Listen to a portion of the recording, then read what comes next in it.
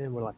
Greetings in the love and light of the Infinite Creator. I'm Andres Vorgan, joined here today with Gail, Dan, Ivor, Peter, Barbara, and Wenchlas. And today Gail will be doing a presentation, and later Simon will be joining us to do one as well. So Gail, how about you introduce yourself first? Oh, sorry. There, Gail. Hello, I'm Gail Tverberg.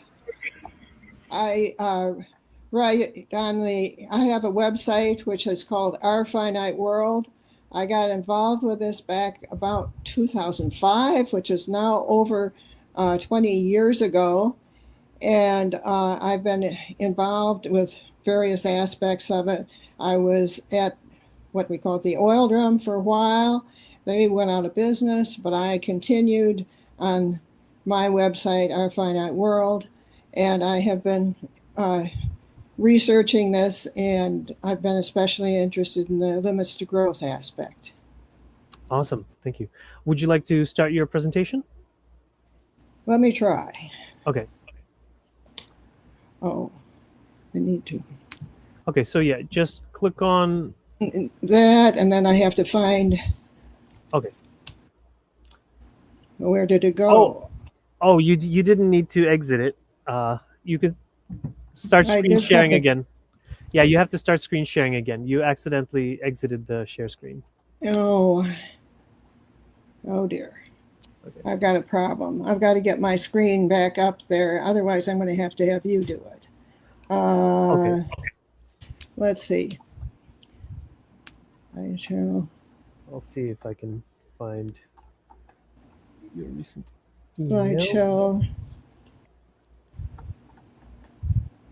Okay, so you're going to have to start the screen sharing in order for it to work. Yeah. I will. Okay, I'll get back over. Oh dear. Okay. Do you remember it was the third button on the bottom? Right, I'm out of your thing though. Okay. Screen sharing, but I. Okay, there. Okay, good. Now just switch over to your presentation. There you go. Yeah, click on that. Okay, now you can make it full screen. Yeah. Screen. Is that making? No, that's giving you the whole, not giving you the right thing quite. Yeah, you can go into presentation mode. Yeah, play from start. Okay. There you go. So I'd like to talk to you about limits to growth. You know, most of us think that growth can go on forever. The economy can grow forever. But what I have found is it tends to work in cycles. It goes up for a while, and then it comes back down, and then it goes back up, and it comes back down. An outline of what I'd like to talk about is, first, economies don't behave as we might expect. They don't just keep going up. Mm-hmm. There have been various models put forth, and one was done in 1972, and there was an update in 2024, which I'm going to show you. And there's kind of insights as to what goes wrong. One of them comes from the area of physics. Another insight comes from the area of history. And a third kind of, it's physics and history, and give us insights. And it may be possible again, but perhaps not immediately. Actually, probably not immediately. Mm-hmm. So let's look at how economies not behaving the way we expect. We often hear, what happens when oil supply falls too low? And the standard answer is the price of oil will rise, and the problem will be quickly resolved because people will work harder on getting more oil out, they will substitute, and the situation will go away. But what happens, and this is really an answer that's preferred by politicians, economists, because it implies there's plenty of fossil fuels left, it's easy to model, it's believed by many people, but really there's a hidden issue. And that is that it's not just the fossil fuels, it's all kinds of other resources that are depleting at the same time. The uranium is depleting, lithium is depleting, copper is depleting, depleting, and at the same time, the population is rising. So what happens is your resources relative to the population aren't growing fast enough. And it's the combination of these things that leads to a different result. Instead, what tends to happen is the economy seems to behave in cycles. The general trend is towards more inventions and more specialization.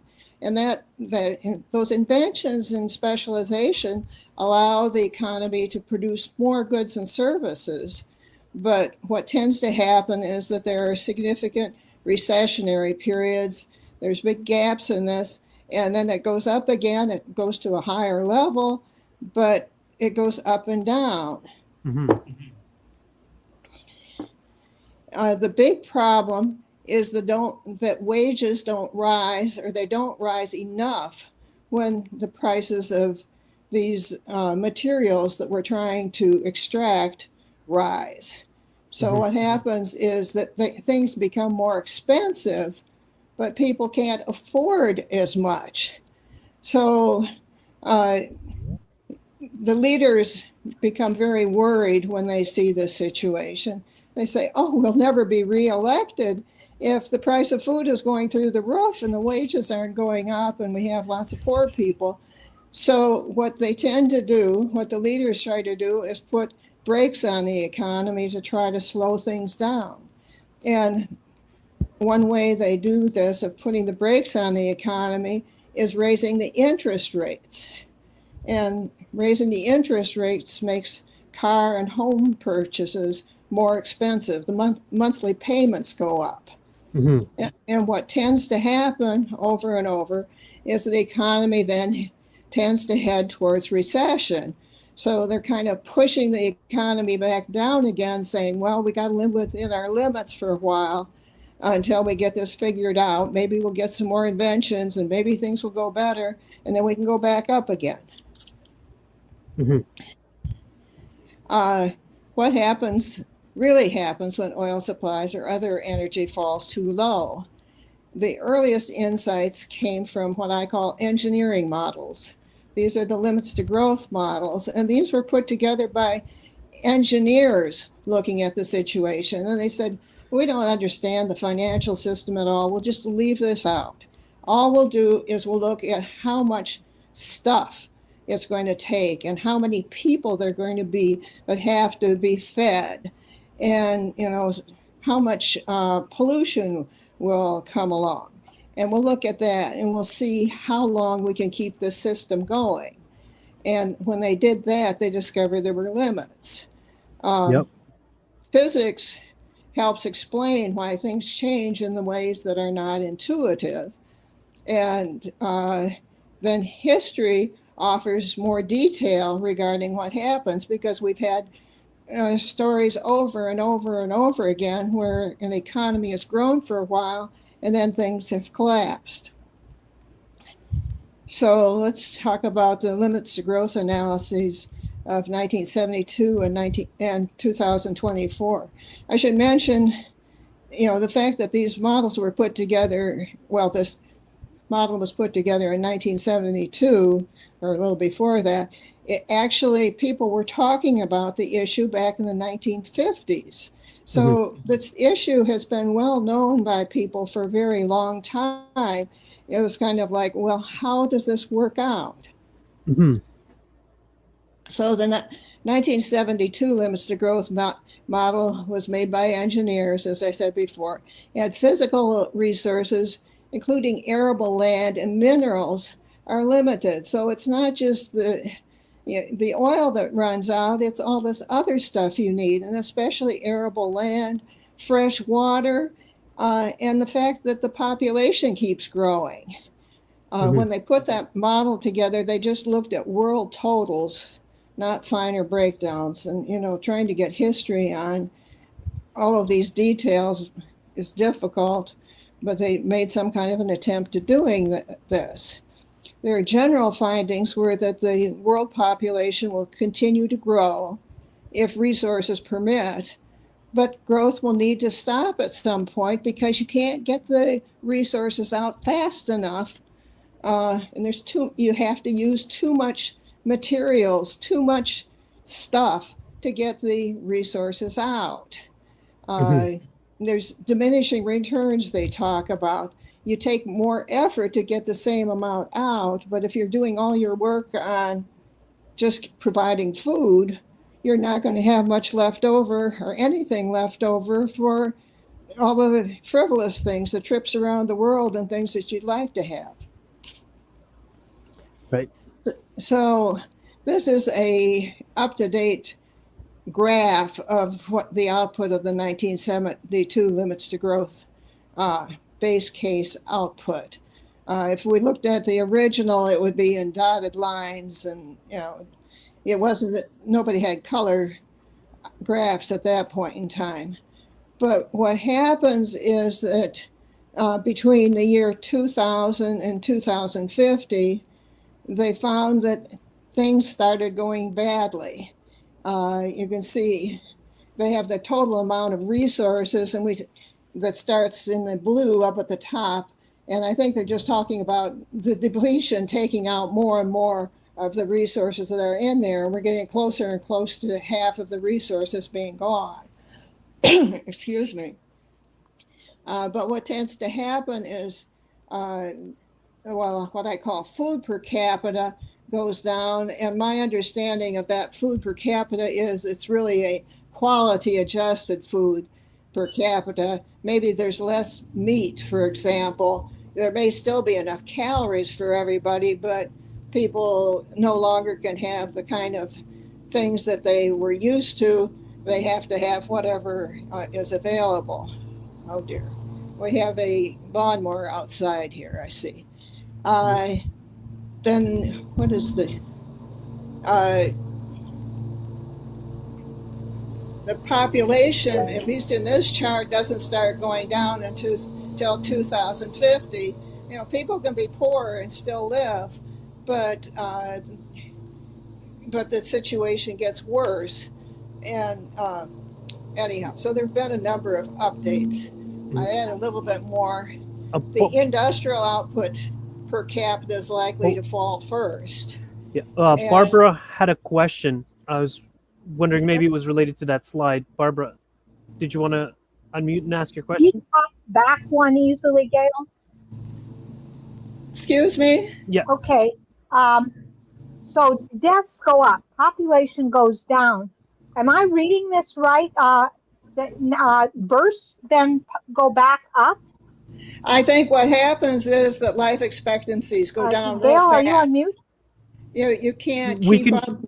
Yeah, go ahead, Gail. I can hear you. Yeah, you can't keep up the kind of situation you've had all along with antibiotics and all of these other things.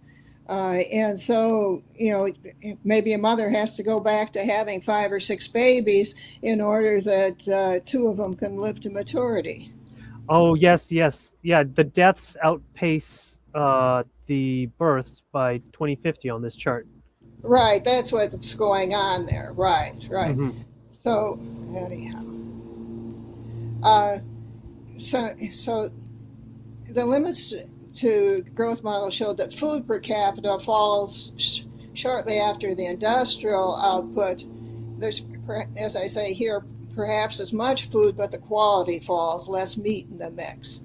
And as I say, the population doesn't start falling till about 2050 in that model. Then more recently, there have been various ones in between, but there was one put together by Mr. Nebel and others, and they tried to do the same thing, recalibrate it, still without a financial system, and it seems to indicate we are hitting limits now. Mm-hmm. And I will show you some information too that shows that we are, in fact, seem to be hitting limits right now in things like steel and concrete, and in critical minerals. Well, I won't show you any graphs on critical minerals such as tungsten, but these are in terribly short supply right now too. And what we do have is most of the supply coming from China. And this is what's leading to so much conflict. If you have some of these things, but China has all of them, then we're kind of going, or 80% of them, and the rest of the world is kind of going, oh my goodness, there's not enough to go around, and China is keeping them for itself. Right. So this is the model. This is what they got for their output. And you have to look at the dark colored lines as opposed to the dotted lines. And you see that, and they have a 2025 line shown in there, so you can tell better where we are relative to the others. And they're talking about the industrial output stopping actually right now or earlier. And they talk about, I don't understand. I was the one who typed in these words, population and industrial output, because it's hard to read all these things down the side, what they have. The food per capita is in green there. Yep. And you can see it starts going down about 2025 too. And I was just talking to my sister, Lois, who has been in Uganda and corresponds with somebody there. And they are having real starvation problems right now, with issues with respect to, I guess it's El Nino, and they're all subsistence farmers. They're not getting enough total. Well, it's hard for them to afford to buy enough beans and corn, or it's not available in their area, and they're having a hard time getting enough food. They do have some backup plants that they plant because they know that they will make it even through droughts, but those plants aren't as tasty and they don't usually prefer those. But there are poor areas especially that are running into starvation problems right now. I looked at a couple of things here. I show the World Steel Organization, and they show that this is the total amount of steel made, and it stopped the top.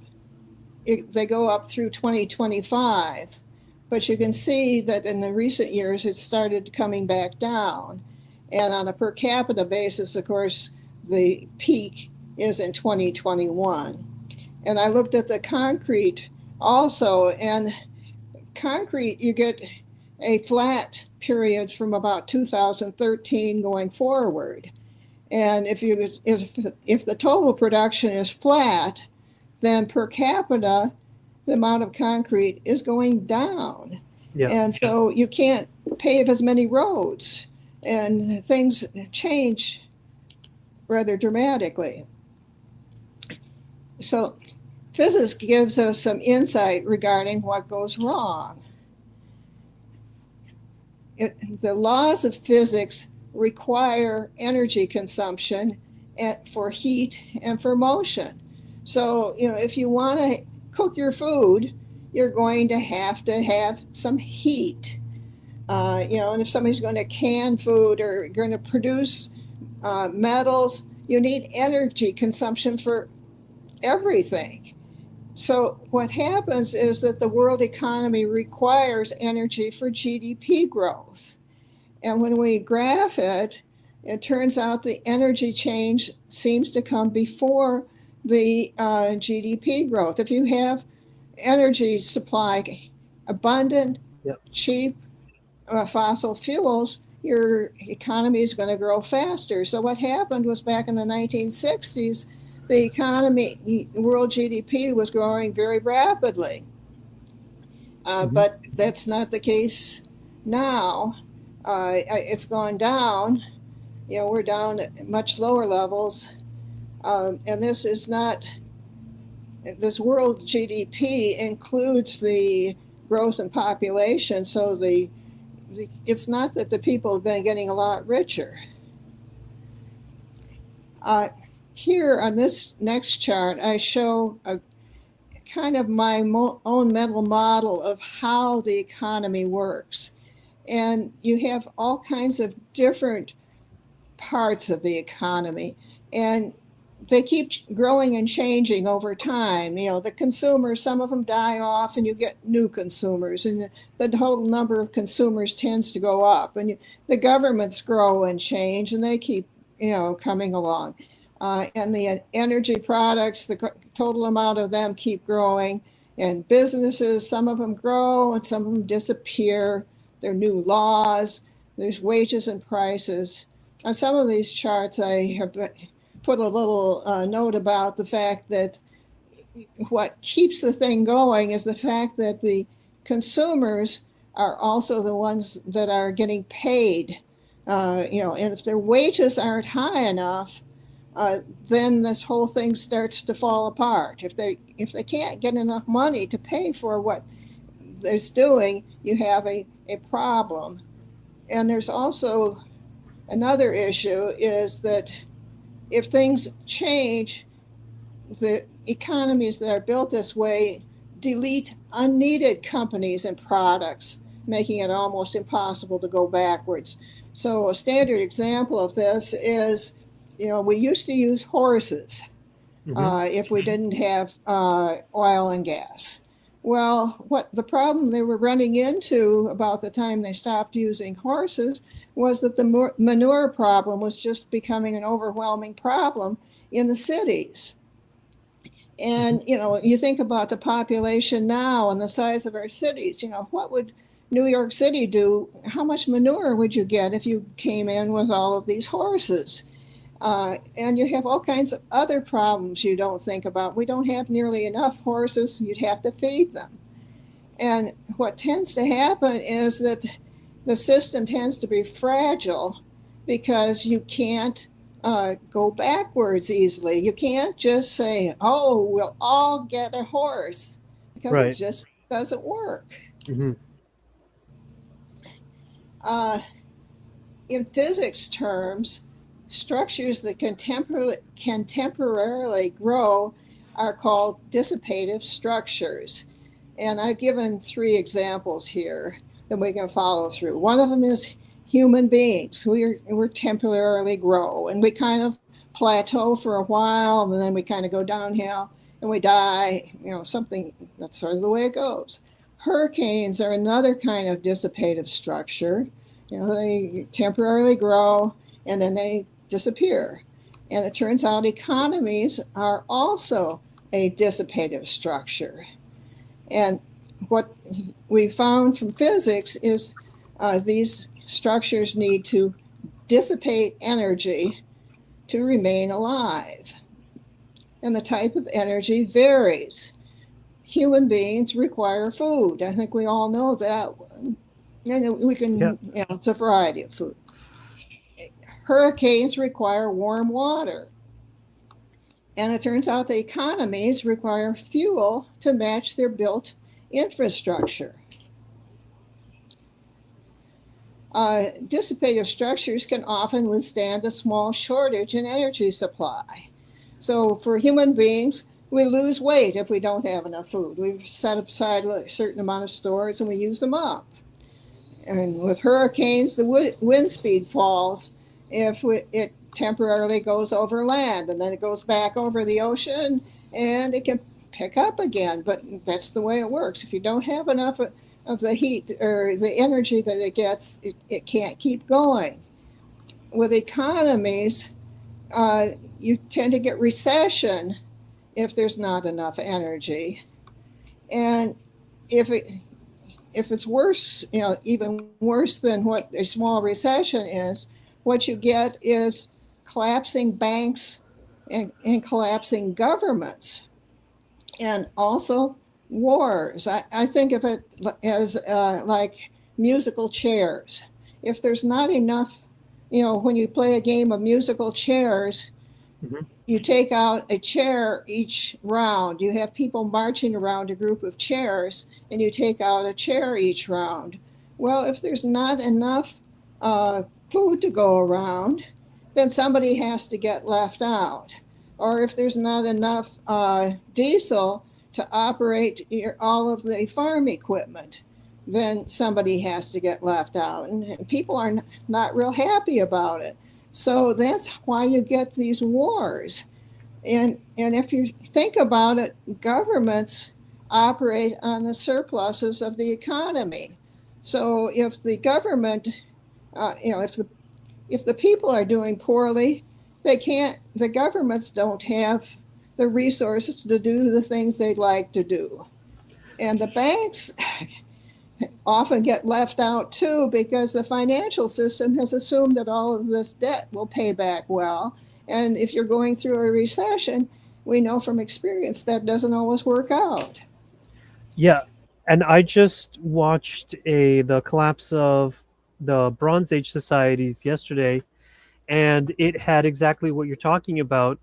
Basically, that there was like a drought across the Middle East, and that caused them to all have not enough resources, and so they weren't able to maintain their armies and things. And then they started to have the Sea Peoples, which were a collection of migrant groups who they didn't have food in their homeland, and then they would go like the musical chairs and go, "Who still has the food? Let's take it from them."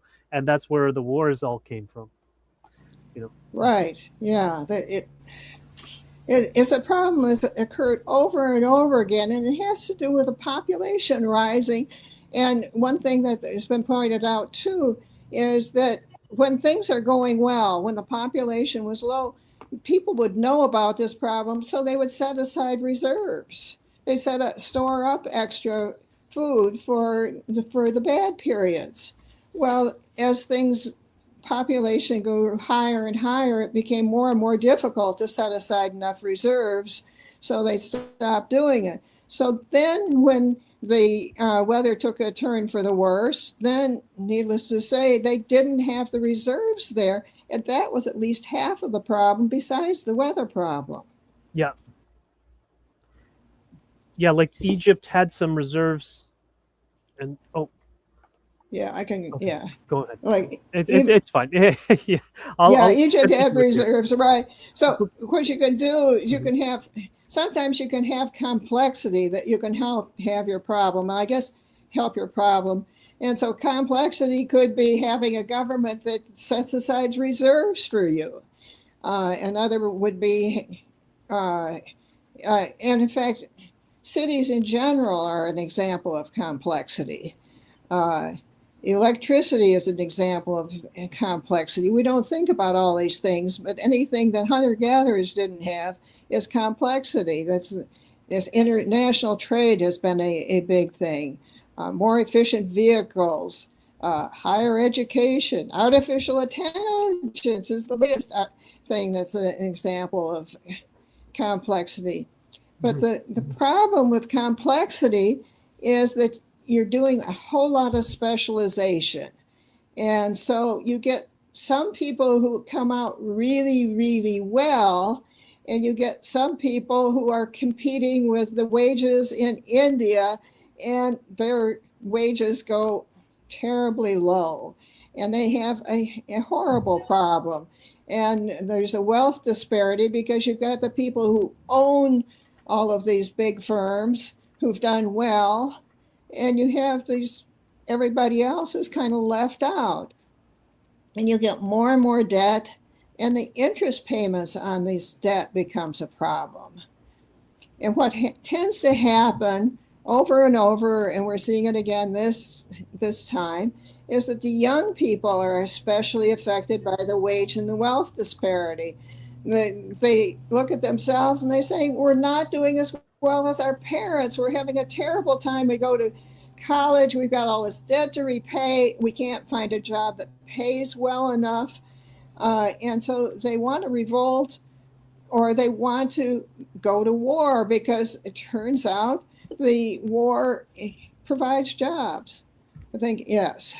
So this is why the economies tend to be cyclic. For a while, this added complexity is helpful, but eventually the problems of the added complexity become too great. The debt starts to default. Unhappy young people want reform, and their jobs tend to be low paying, and they're not happy about the situation. And I never realize this until I started looking at the data, but war often looks like a solution.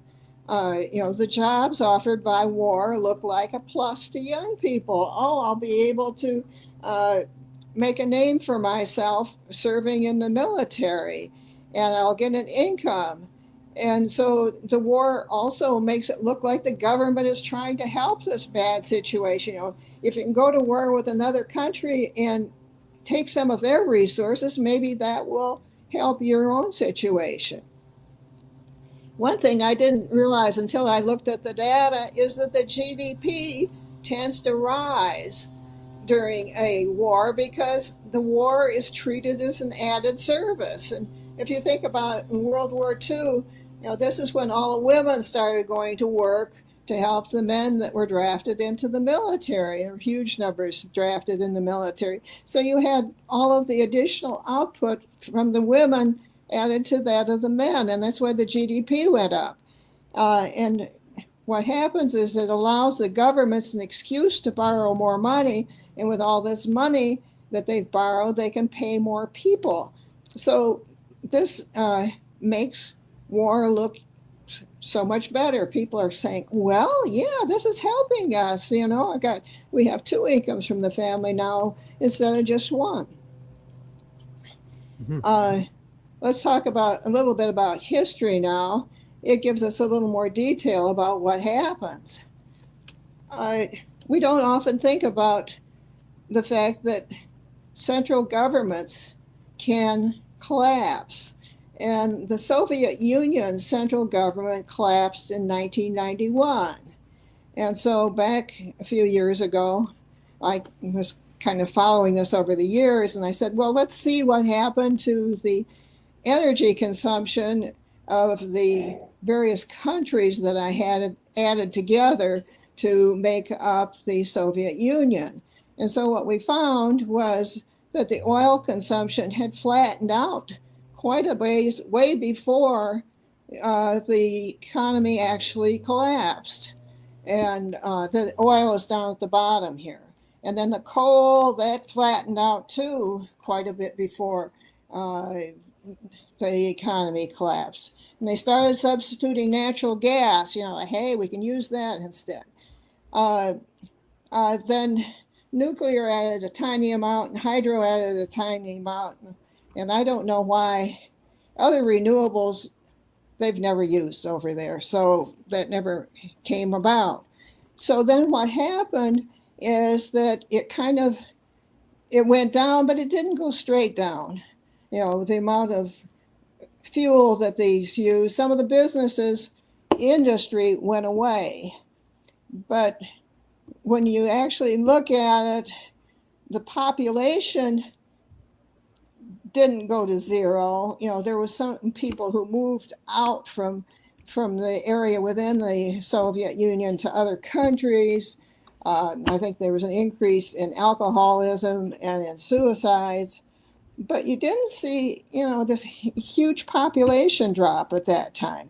So it gives you a kind of an example of what happened when the Soviet Union central government collapsed. Yep.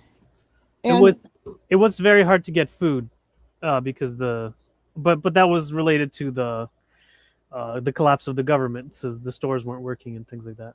Yeah, well, that's what happened. When the government collapses, then you've got a problem with what do you do for money supply. It would be like if the European Union collapsed, or if the federal government of the U.S. collapsed. You'd still have some other governments out there, and they'd say, oh, gee, we need to get together and put together our own Southeast U.S. Dollar or something like that. Mm-hmm. But it would not necessarily be the same money that you were talking about previously. And what I found too was, this was an exporter, and the prices, they had trouble when the prices fell low. That didn't give them enough revenue to keep their system up. But with the loss of the demand that came from these countries, the world prices fell even lower after they collapsed. The Soviet Union collapsed. And of course, this was a problem for like the US because the prices of oil were too low to support the US's oil production. People were going, oh, this is just terrible. And that was when all of the interest came in maybe globalization. We got to get China and India and all these countries to grow, and then maybe we can get the prices back up again. So anyhow, so I think I covered this kind of a little bit here. Also, there's been interest in actually looking at different civilizations that have collapsed. And Peter Turchin and Sergei Nefedov put together an analysis of 8 different agricultural societies that collapsed in a book they called Secular Cycles. And these were back in the time before electricity. So it's not quite the way the situation is right now. And what they found was that there was a long period of growth, and it was well over 100 years. But then what would happen is that the population would start to reach the carrying capacity of wherever they were. So if they had maybe won a war and they now had more land, or maybe they had cut down a large area and started the trees on a large area of land, and they could now grow crops on it, and support their family, then they could grow their population for a while, but eventually the population would start to get too high for that area, so they start getting to a stagflation period. But then they finally would hit a crisis period. And that stagflation period, at least for these 8 societies that they looked at, and I just calculated these numbers myself, that came out with between 50 and 60 years. And then the population, not necessarily the population, it's more like the output of the population of the society started going down, and they had a crisis period, but it didn't go down immediately. It went down over a period of between 20 and 50 years. And then there was a period of varying lengths, which they called the intercycle period, where people worked on new solutions, maybe new hydro resources. You could irrigate land to get more land, or whatever it is, and they could start working over again. So it didn't stay down permanently necessarily, but it was a situation where it went up and down. The way I see it is that we seem to be in a secular cycle defined by the availability of fossil fuels. The historical population has tended to grow when a new source was found. Coal use began about 1800. Actually, it began before 1800. I saw something about 1776 being one of the starting points. So it's been going on for a long time. Stagflation, I would say, began when the carrying capacity was hit. And I think that started about 1970 with the US, that first peak oil. And so then what happened, there was more and more debt and more complexity added to deal with the problems. Before, which we found was that the wages went up real well. We kept getting more and more oil out. People were saying, oh, the cars are getting cheaper and cheaper relative to wages. This is just so great, And then once we hit peak oil, it wasn't quite so good anymore. And so we kept adding more debt and more complexity. You had these bigger government, bigger, organizations, bigger companies working on an international area, more specialization. So the people at the top got more, but the people at the bottom of the hierarchy were faced with competing with people who were in other countries that were working for very low wages. And what they had found, as I said before, that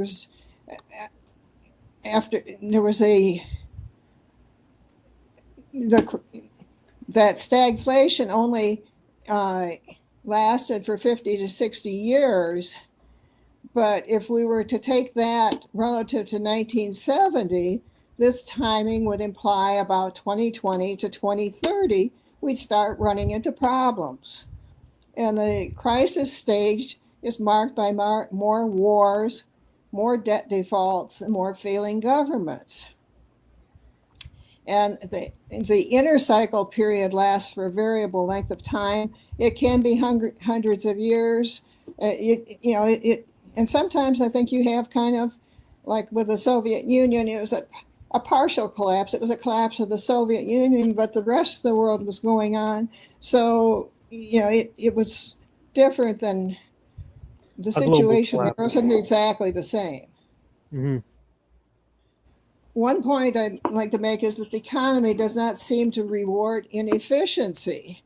One way we can think about it is if you think about a business wanting to send goods to a customer, it's going to only want to pay what the lowest cost of distribution is possible. So if you have an inefficient method, such as a person walking to deliver the goods, they're not going to pay very much per hour to do that if they can get somebody to drive a car or do something else to do it in 10 minutes. So, inefficiency is not rewarded by an economy. And what you tend to have happen is that if the cost of the extraction of a mineral increases because of diminishing returns, because you have to drill deeper, your coal, you have to dig deeper, you have thinner seams of coal, or your oil is harder to find. It's hard to get the price up because what the tendency is to bring the per hour wages down unless you're adding a whole lot of efficiency. Mm-hmm. And this is why raising prices in response to higher costs is so difficult. It's real easy to get the prices up, but getting the wages up is not the same thing. Right. Mm-hmm. And when I looked at it, I found old charts of coal production and of hard coal production. And it turns out that World War I started right at the time when the United Kingdom hit peak coal. This is where it's becoming too difficult to get the coal out. And in Germany, it hit the peak hard coal.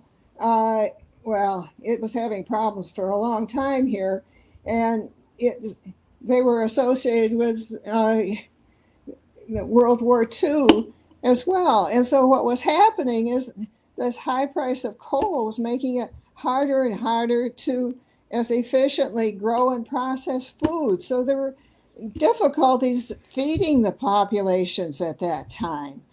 So this is why you get these awful results at that time, is because they were reaching resource limits. So we had that whole period, which was awful, between World War I, the Depression, Great Depression, and World War II. So what I say is growth may be possible again, but probably not immediately. Where does the economy go from here? Is it possible to stretch out the fossil fuel secular cycle a little longer? And I don't know. We keep crossing our fingers. Can the government borrow more money? Can we do all of these things? Or can we somehow or other keep things going from where we are. That's one thing we'd like to do, but that's probably an area we're looking at. If not, there's a question: are we headed into recession and war for some extended period?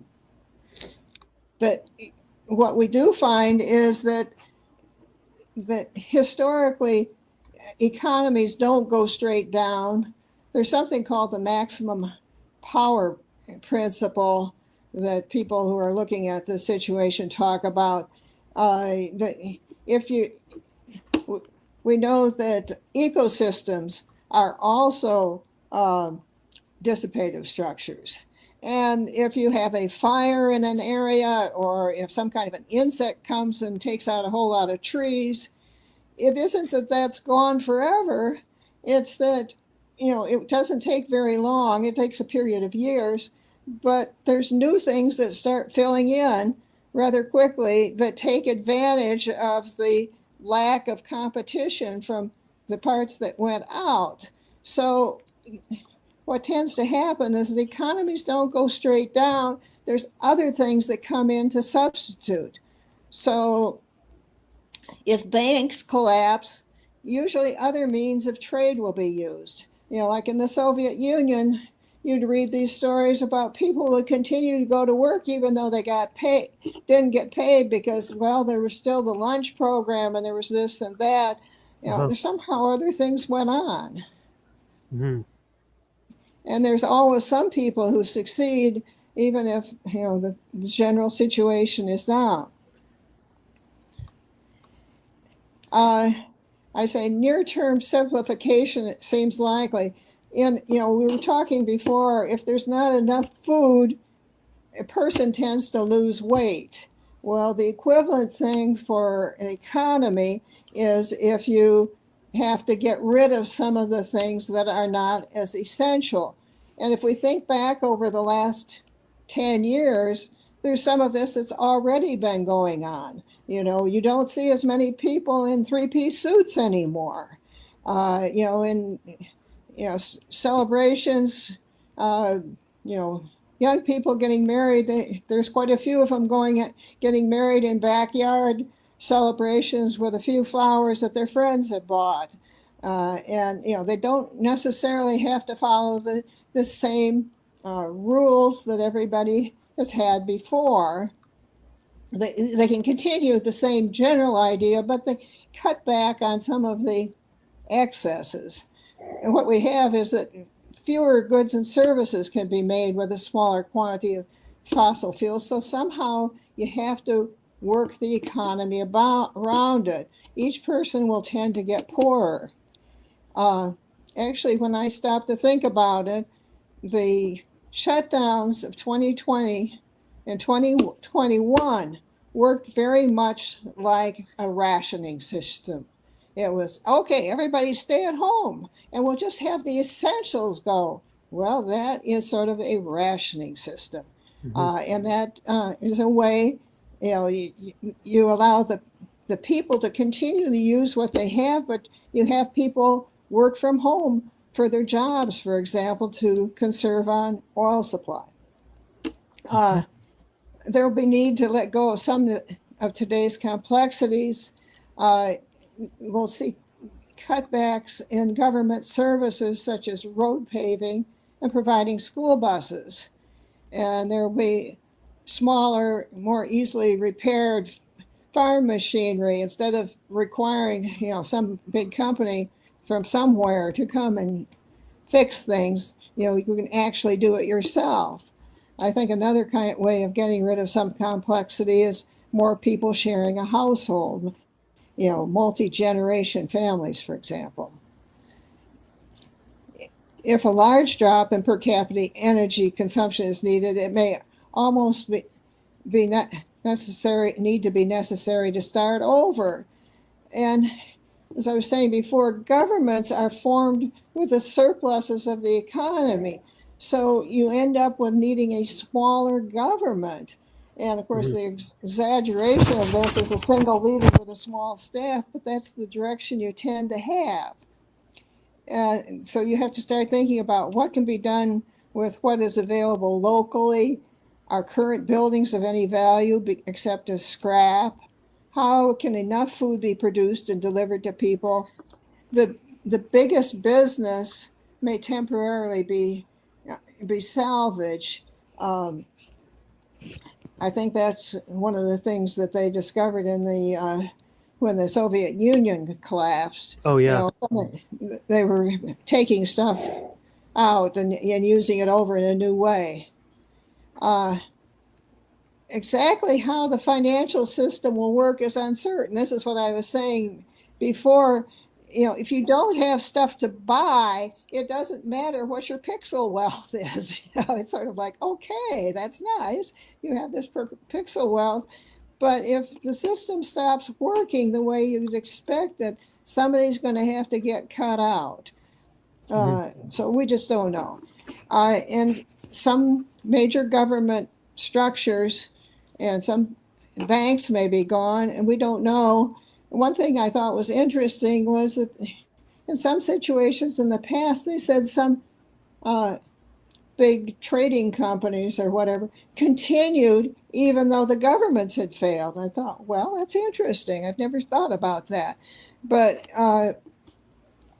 the governments can collapse, like we saw the Soviet Union collapse, but then some other things may continue in a smaller use of governments, and they'll get together and they say, well, we lost the US dollar. Well, we'll start something else to use instead. The way I see it is if there's not enough food to go around, they're going to want to pay the productive workers first. They're going to want to make sure that the people who are really working are getting enough so that they can continue to work. And so what tends to happen is people who are not really providing much benefit to the system, and I'm thinking the elderly and the people who are disabled, who are on pension plans, are especially vulnerable to cutbacks, because if you don't have enough to go around, you desperately need to keep your workers paid and fed properly. The way I see it, we don't really know whether oil products will be available at any price, for just anybody walking up to get it. It may be that all of the gas stations that we have, a lot of them are closed and you have to go 50 miles to get gasoline. Well, maybe that kind of cuts back on your ability to do this. It may be that agricultural uses will be given first priority, and then other things are only going to get it as it becomes available. It's just you just don't know how this might work, but you might think that would be the kind of thing. And I think, rather than formal rationing systems, I think what we would run into is something more like 2020. I expect prices and how the economy will work will depend on where economies are in their secular cycles. And so the low price of oil, the fact that it didn't go up, seems to be a temporary issue related to this part of the curve. Part of it is that there's so many other things that you have to, people are paying for all of the higher transport costs and all of those things. The price of the products goes up, but the amount of the actual crude oil doesn't go up as high. But the situation, how it works, you could get hyperinflation, where the governments make lots and lots and lots and lots of money, but there's nothing to buy. And that could be another feature of the down cycle, at least in some parts of the world. But the situation could be quite different from time to time. We've been so used to the growth situation, we can't quite imagine how it might look in a period going forward. So I think that's the end of what I have here. Barbara has a question. Gail, on your second to last, sane people would give the fuel to farmers because we like to eat. Governments tend to give it to the military. And I think that's the big thing that you've missed there. Yeah, okay, you're right. The military would be very high Right. And whoever are the leaders at that point in time are sure going to make sure that they themselves get fed because they're going to be real concerned about that. Right. And I think you end up getting stuff like the Russian mafia, right? Where, instead of having one dictator, you have 100 organized crime figures running the economy for their own benefit. Right. Yeah, that would be an approach. Right. You have all kinds of things that are different than what we're used to, and these new organizations may actually provide some benefit. Maybe a Robin Hood kind of thing or something. Not quite, but organized crime figures. People who are starving are not going to continue starving if they can figure out a way around it. Mm-hmm. It's harder though to do stuff when you're starving.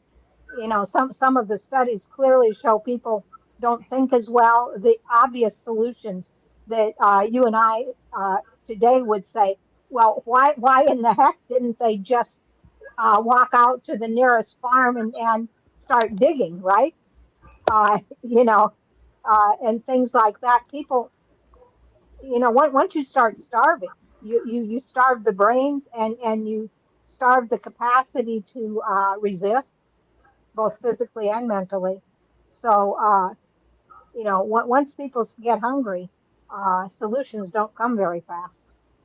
Yeah, my sister Lois is writing a book with somebody from Uganda, and she's been over to Uganda several times, and she said that they're having problems with starvation there now too, and they have.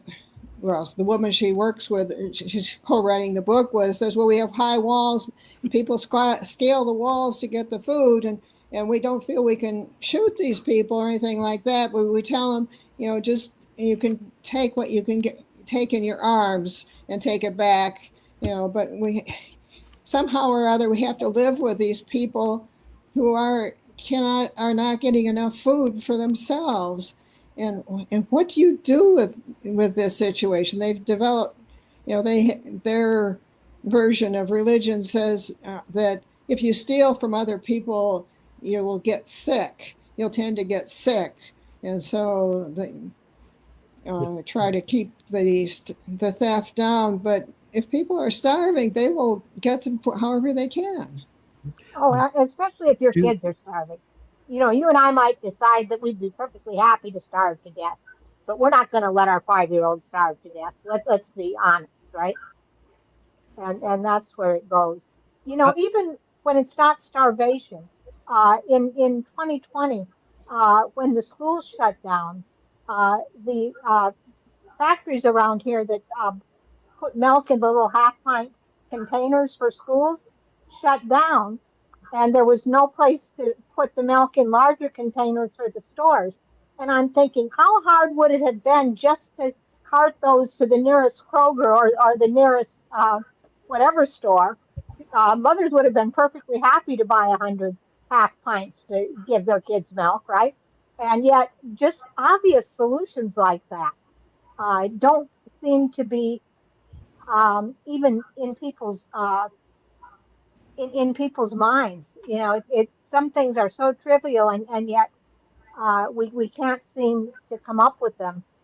And I think World War II, some of the things that happened were much more creative and much more innovative. Well, I know of around here, there are certainly religious charities that are going around to stores and they're getting food that's right near the expiration date and they're handing it out to groups. There's even though they know that's going to cut into the amount that they're going to be selling, or could very well. Okay, just 2 points here. Gail, could you stop doing the screen sharing for now? And then is that what I'm doing? I'm sorry. Yeah. Do I have to go back here and stop screen sharing? There. Okay, good. And now Dune has a question. Yeah, thanks, Andre. Yeah, I'd like to put Barbara's theme in a slightly different context, in that, one of the things that Gail has been emphasising is efficiency and support of as many people as possible in the population, whereas I think really what happens is the narcissism of leaders is going to mean that they don't really care what happens to most of the population, and that's going to be the big difficulty in the coming times. Yes, well, one of the things that, readers on my site offer lots of comments, and that one of the things they pointed out is that the poor people often try to have uprisings against leaders. And the history of these uprisings work. Very often they don't work. That the leaders, with being able to pay the soldiers and the things, are able to put down the uprisings, and the people who tend to get squeezed out because there's not enough to go around are basically the poorest people in the hierarchy to begin with. So even though they may try to do things to keep things going, it does tend to go down. Yeah, not a very good way of looking at the future, unfortunately. No. Thanks. But probably a fairly reasonable way to look at it. Yeah.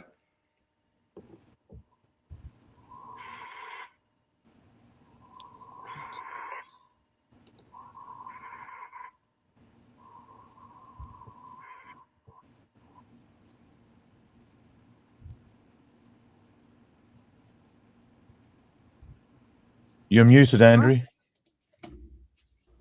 Oh, thank you, Simon. I was just seeing if we could get you actually. Yep. Yeah. There are a few YouTube Nicely done, comments Gail. as well. Okay. So, okay, Simon, did you have any questions for Gail before? Questions? No. I've been following Gail's work for some time now. It is top-notch, first class.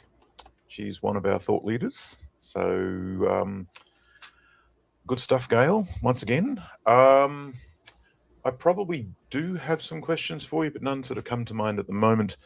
But they're not necessarily related to the analysis that you've just done. It's more a case of the trouble I'm getting into at the moment, what you might think about it. So no questions. Okay. Simon, are you ready to do your presentation? Sure. Okay. Right you are. Hello, everyone. So I'm going to do a presentation on the work. It's like a summary of the work I'm doing at the moment. How do I share? Where's sharing? The third button on the bottom? Yep. Entire screen. Okay, share. Okay. And yeah, we see it. Yep. Okay. So can everyone see and hear me okay? Yep. I've got a cough at the moment, so my voice is taking a beating. Never mind.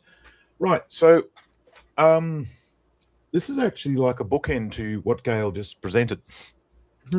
This is like a given what Gail presented, what if our world leaders actually knew this, and what would their plan be? And so I've started to look at control of the resource sector. It's not just energy. And yeah, and so this is okay, how do I? Okay, before I start, I'm going to give an opinion. So in my professional world, we are looking at raw materials. But we have this thing where we have these buzzwords that tend to cook our brain, and there's no bandwidth for anything else. Between 2008 and 2025, the green transition was all we could talk about, to the exclusion of everything else. Around 2017, we started talking about battery metals. Cobalt in particular was the start. Then it was lithium, and then it was graphite. And then around 2025, after the Iberian Peninsula blackout in Spain and Portugal, everyone was saying, oh, we're not going to do wind and solar now. We're going to fall back on gas. The gas genset fallback. And that was what, for example, the banking sector was talking about. 2026, now we're talking about raw materials for AI and data centers. And very quickly over that, we've overrun our defense CRMs. Right. What's a CRM?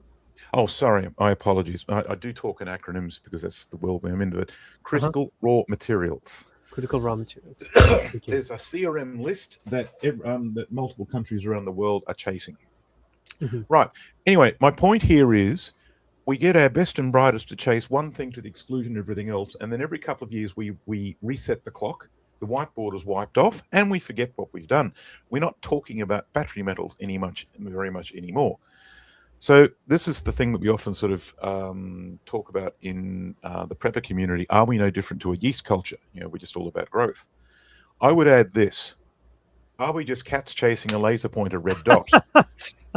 Now, our best and brightest are spending all their time chasing on things that turn out to be later, like not that important for very long. This is not so much an observation, so much as a cry for help.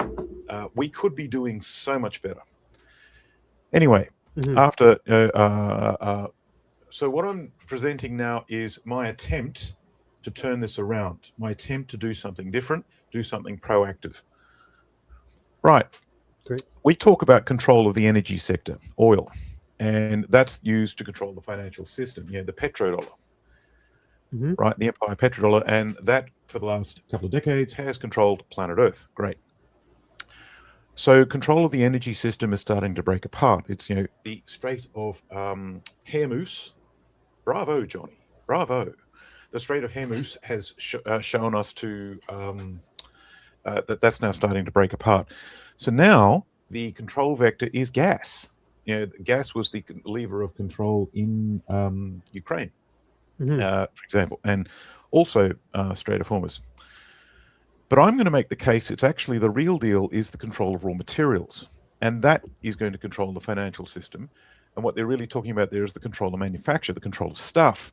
And gas and coal are the energies that supply manufacture. And I think what this is all about is a transfer of one empire to another. And this is what I'm calling the Neo-Han Dynasty Empire, the next Chinese empire. So, but then there's the question, who's doing this really? We like to think in terms of, it is country X or it's country Y. But really, you've got these factions that are actually in every country. It's like one transnational company's got offices in every country and is doing battle with another transnational company that's got offices in every country. So it's not as simple as we think. And given what Gail just presented, right, I actually think this is, if there's not enough to go around and our leaders actually understand this, what will they do about it? And we're moving into a world of who controls the stuff. And I'm going to make the case of controlling of the manufacturing sector, raw materials, and the trade routes is what this is all about. So what does the financial system become? And what was all this look like for about to go through a contraction of available resources? Right, so this is something I did 10 years ago, as it turns out. Every now and then we've got like an empire, and that empire transfers to another empire after a period of instability, usually war. And we've got a new empire coming in, and we've got that little era at the moment, and every couple of months you need to add a new word in there. Right. So this is Thucydides' trap. Do we go to war or not? Now, the last empire, the dollar was based on oil. One before that was based on coal. And everything before that was who controlled the trade routes. Okay. Excuse me. And the next one is going to be based on minerals-based energy of some sort, but which ones we don't know. Okay, so the BRICS dollar is something that's been put forward. I don't think it's going to be that. It's going to be something else. But and maybe it won't even be BRICS, like a new conglomerate will form. Right. So this is the model that I've been sort of working on and to put things together. This is the basic model. I update it every now and then. Seen it before, so I won't go through it. But things are moving along, and this is proving to be quite a useful map. Excuse me. All right. How often have we gone to war over oil? So this was an exercise I did a couple of years ago. The column on the left is a place where either oil, a battle has happened, like a kinetic war, or an economic sanction has happened. The column on the right is the countries that went to war. And the columns on the right are all peak oil literate, and they're all in an alliance. Okay. So the columns on the left in 2009 formulated the BRICS.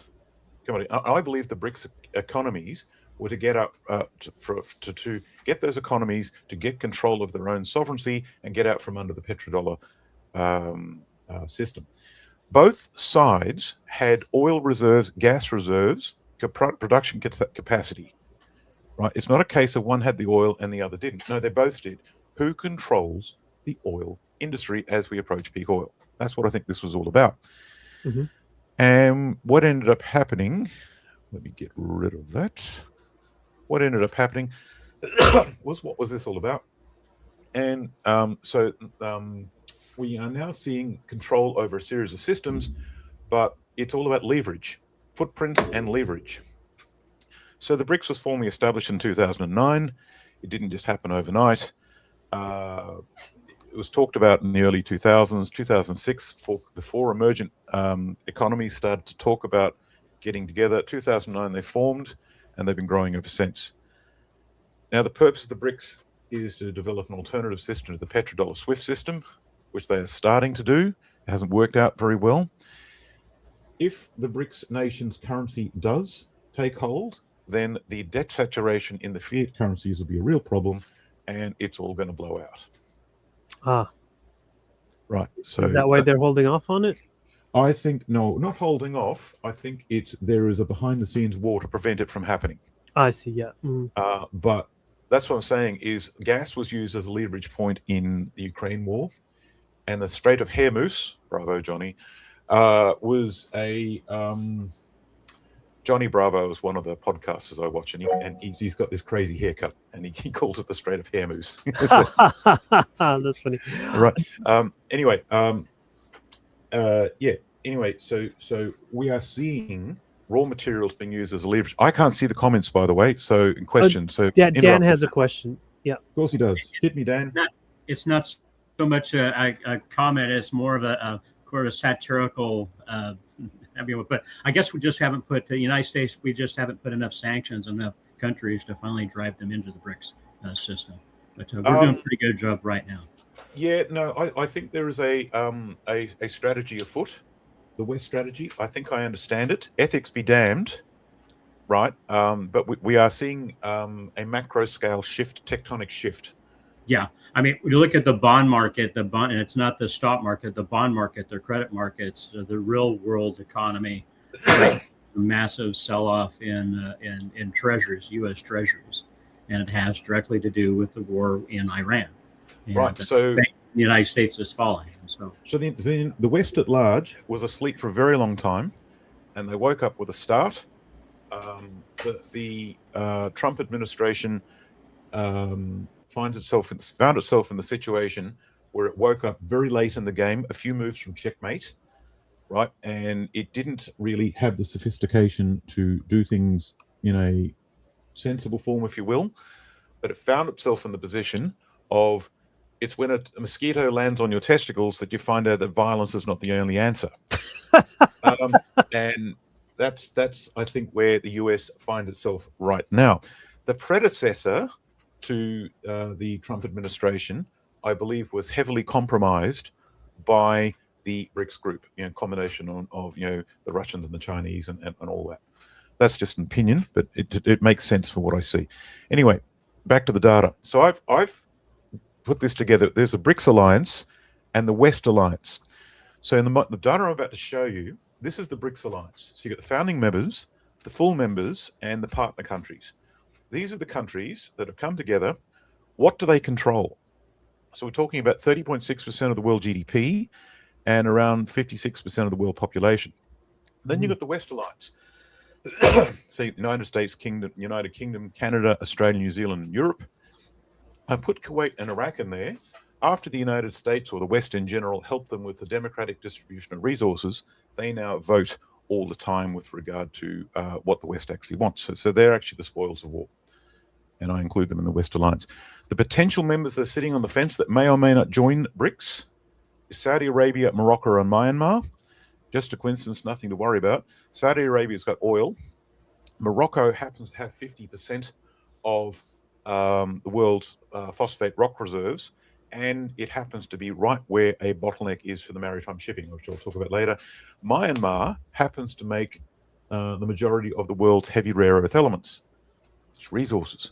Then you've got the rest of the world. So what I've done is gone across the entire value chain for all minerals and metals and worked out which of them fall into these groups.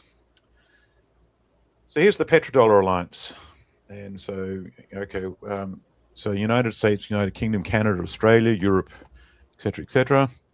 So you got the Petrodollar Agreement, the pillar of global finance. It's a conspiracy theory that's more or less public knowledge now. So they had the US global reserve currency and the SWIFT system. They controlled the banking system. And who happened to control it? Well, they did. Then you had the global footprint of something like 1,000 military bases. It was over 1,000. Now it's down around 750 worldwide. So then you got the BRICS. So they happen to be quite a large footprint. Not as large in terms of GDP, but they happen to control all the industry, all the stuff, the physical resources.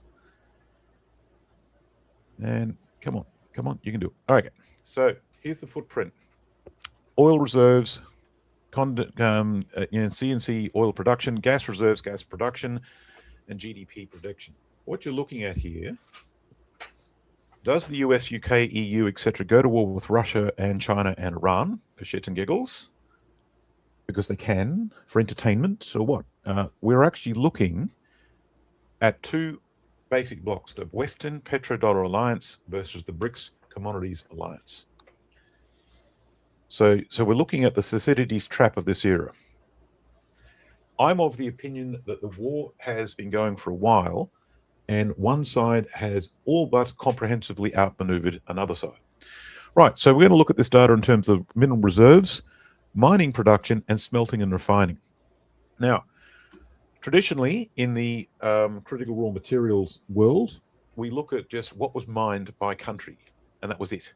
Sometimes we look at reserves. And in mining production, we'll look at resources, not mineral reserves. We have this sort of half-assed way of doing stuff. We, until now, have not really looked at smelting and refining, and I think that's a mistake. There's three basic paradigms that is happening in this data. Paradigm one, can we be self-sufficient in the value chain commodity of this value chain supply of this particular commodity? Can we be self-sufficient? Two, is the market controlled by a single power block? And three, there's a couple of markets, energy in particular, where the market is split between two large groups that then control, and the market is being controlled by these two large groups. So it's bipolar. So within that, when I show something about who controls the market, like how much of the market, if the largest operator controls anything less than 25%, you've got market forces. Basic market forces are in effect. That's great. If the global market is above 30%, the market price can be influenced. If it's above 50%, the physical supply can be influenced. If it's above 70%, that actor can dictate terms to the market. And then you got the lay down and say, don't hurt me. Oh my gosh. Yeah. Okay. So purple is bad, red is bad, orange bad, yellow not good. All right, so how is this going to break up? So let's look at, first of all, the critical raw materials. So this is things like, cobalt, graphite, all the stuff for the green transition. Red, that means they can dictate terms. Orange, they can actually dictate supply.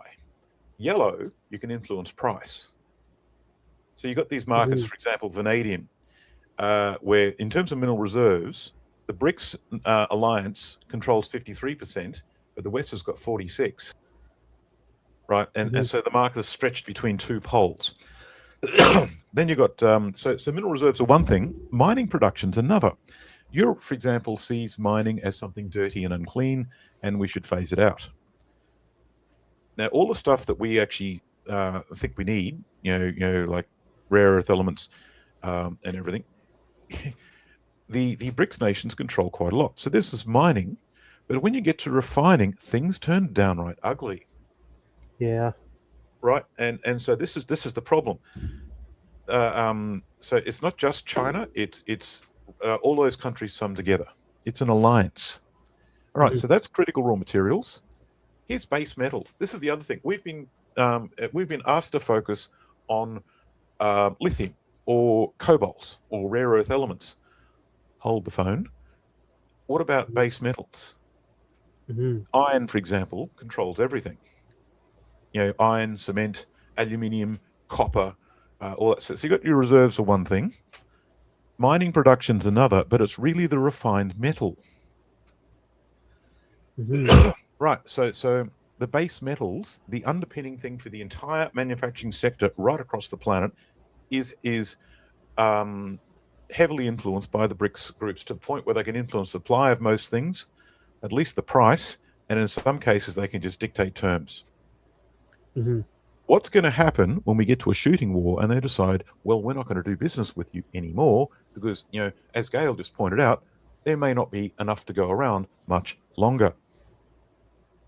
What happens to democracy when there's not enough to go around? Right, that's base metals. Here's energy. Now, this is an interesting one. When you look at just China, they produce a lot of coal and they produce a lot of gas. They're consuming roughly the same amount of coal and gas that they're producing. They do import a little bit, but it's not much. Their Achilles heel is oil. And what seems to be happening is the energy market in general is being split between two basic economic blocks, and they can influence the price. But we are seeing a full-on pitched battle for the last 50 years. Who controls energy? Remember that chart? How often did we go to war over areas with oil and gas? Like, for example, the Syrian war was about the choice between two gas pipelines, one backed by Europe and the United States, and the other one backed by Russia and Iran.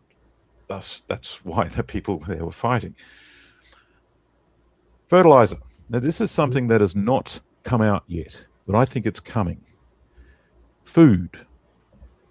When since the kinetic shooting in Iran has kicked off, one of the things that is being blocked is all the sulfur that's coming out of the region, and they need that to make fertilizer. And we've now missed one planting season, and we've got a wheat crop that's the lowest it's been in something like 56 years. What could possibly go wrong? Right. So this is the long-term pattern. This is 2024 data. Right, so that's not what's happening now. This is a couple of years old. Since COVID, they've actually stopped reporting data as often. I suspect they would rather we didn't know. Anyway, but we are seeing a point coming where the BRICS nations could exert control over at least some fertilizer. Precious metals. This is another one. Did someone ask a question, Andrew? Yeah, I'll have to check the chat. Yeah, never mind. We can do it at the end if you like. Okay, yeah, okay. Anyway, precious metals. So this is also, the currency thing. Platinum in particular is controlled by BRICS. Gold and silver is influenced by BRICS, not so much at the West. Refining of gold and silver, the data is very spotty. It's not the point where you can actually sort of do it country by country, which I found very interesting. Right. So what's going on here? So I'm going to put some thoughts on the ground of what I think is going on here. So the West has the basic plan of doing battle over years of chess, take out the enemy king, like a decapitation strike. Yeah. The East is more like go, take over territory. Right? It's a very, very different, and both are just as nasty. Go takes, you're lulled into a sense of false security for longer, and then suddenly you've lost. Yeah. And so then there's the question is, well, what are these other guys doing? And everyone on this board is doing something because everyone now understands the basic predicament that Gail just presented. What do they do? And it's all about stuff, resources. It always has been. Mm-hmm. So China controls the majority of the industrial system, as does the BRICS. What's their plan? Do they have one? Of course they do. Have we misunderstand what's happening? Are we looking at the wrong things? Yes and yes. And I think that's not an accident. I actually have a thesis of how this has happened. So I saw a pattern between these books. And this is what I saw what China was doing, that they have a 100-year marathon from 1949. And by 2049, they want absolute control of everything industrial on planet Earth. Between heaven and earth will be under the Han Dynasty control. If you wanted to interact with anything industrial, like buy a computer, a car, whatever, anything with metal in it, you will do business with them on their terms. Long-term, full-spectrum global domination through control of the industrial value chain by 2049. That's what they're doing. Whether they will be successful or not remains to be seen. They're already pretty close in a lot of ways. Yes. But my solution to that is to leapfrog the bastards by making a parallel system. Okay. You don't have to play the game. Mm-hmm. That's how you win. It says, you want to be king of the castle. All right, you can be the king of the castle. You're the best. And we'll be off to somewhere doing somewhere else. This is the paradigm we've been working with. We changed the lexicon. So there's a couple of other books. In 1999, Unrestricted Warfare was published by a couple of Chinese colonels. What they did was they looked at the Gulf War, the first Gulf War, and they were absolutely appalled about what they saw. Even though it's a footnote in history, that war changed military technology. It was all about systems and information and everything working together. And so what those guys did was they then rewrote the ancient art of war by Sun Tzu's into a more modern context. And this is what they came up with. War Without Rules is like someone who understands the Chinese language and the culture, and they actually then wrote a book about it. So if you want to see about this, look at this War Without Rules. Okay. And then you've got, the science and military strategy in their own words. This one's a little bit opaque, and you really need to understand Chinese culture to get to it. Anyway, that was the pattern that I actually got to it. It's an evolution of the art of war. And in fact, the art of war turns out to the Boy Scout polite version of the Chinese history and the Japanese history in warfare. Ethics is a very Western thing. Right, so China started having their raw minerals policies. The first one appeared in 2001. All the military stuff appeared before this. So the military plan was put on the ground first, and I think it was an economic war of a multi-dimension or form, that by the time warplanes are launched and missiles are launched and everything, the war has already been won and lost. That was the approach. It's about money, economics, financial systems, but also the control of raw materials. Coming to a close here, this is the second half of the analysis. I'm making the case that the BRICS economies not only control the majority of the value chain across all metals and minerals, but they also control the shipping routes. So here's the major shipping routes, the primary ones and the secondary ones. The circles are choke points. Right. Now, let's look at what the BRICS nations actually are. So there is 5 tiers of shipping routes. So tier 1, tier 2, tier 3. So tier 1, this is the main shipping route. It goes from China, through the Strait of Malacca, through the Suez Canal, through here to London. That's the primary shipping route. Now, who are the BRICS? China, Brazil, Russia, India, China, South Africa. They happen to control the maritime areas along where this is going. The other countries, things like you got Indonesia, you got Malaysia, Vietnam, Thailand. So you've got Ethiopia. Why is Ethiopia in BRICS? This is when I first started. Why do they do that? Well, they happen to be right here, where you get this major shipping route going through. So the Suez Canal is owned and controlled by a couple of companies that are owned by the majority owned by the PRC government. That's the Suez Canal, as was the Panama Canal, until the Americans started breaking shit. Now, so the Chinese control that. Egypt is in the BRICS alliance. Saudi Arabia is thinking about joining. The largest military base for China happens to be right here in Ethiopia, right on the coast where all these the shipping lane goes past. On the other side of that strait is the Houthi rebels, which happen to be aligned to Iran, who happen to be aligned with everyone else, China, Russia, what have you. Yeah. So they control this whole section here. India controls the ocean around here, and then you got Thailand, and they control this whole circuit across here. Now here's Morocco.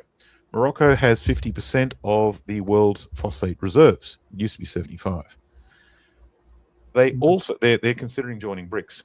Now you remember the recent monkey business with the Spanish territory Ceuta. Yeah. Where, right. The Moroccans encourage that, and the Chinese encourage that. If the Spanish lose control of that, and the Moroccans take it back, and the Moroccans happen to join BRICS, they will then control that choke point. Oh, right. Okay. Right? So it's all about the maritime shipping control of stuff where we go through. So that's Qatar and that's Iran. All right. Let's look at Tier 2. So Tier 2 is here. The United States control this one, obviously, and that's not contested at all, right? And so then you've got the same things, and here you've got the Strait of Hormuz, and the trouble we've got at the moment is actually coming out of here. Tier 3, South Africa controls what goes around the tip of Africa, and Brazil controls these 2 points here. So this entire shipping route, all the way along there, is controlled by BRICS navies, with the exception of patches of open ocean. And so there's Nigeria. That's also in the BRICS alliance. They've got their oil reserves, but they're also right next to Cuba. Right next to the Congo. Sorry, as is Uganda. Congo's in there. What's in Congo? Cobalt. And so here's I'm going to make a series of these maps. So this was in a report that I found, but I'm going to make a series of them. This is Russian activities in terms of resources in Africa. The Chinese are many times this, but look at what they're going for. It's oil, it's gas, it's uranium. It's all there. It's all the good stuff. Now they've got military assets on the ground. And when they've got military assets, they're using the Wagner what do you call mercenaries? Which means they can they can say, "Oh, we're not doing the military stuff at all." Oh, no. It's private military contractors. Right. The United States does exactly this. That's what I'm saying. Is all parties around the table use the same methods, but it's about resources and control.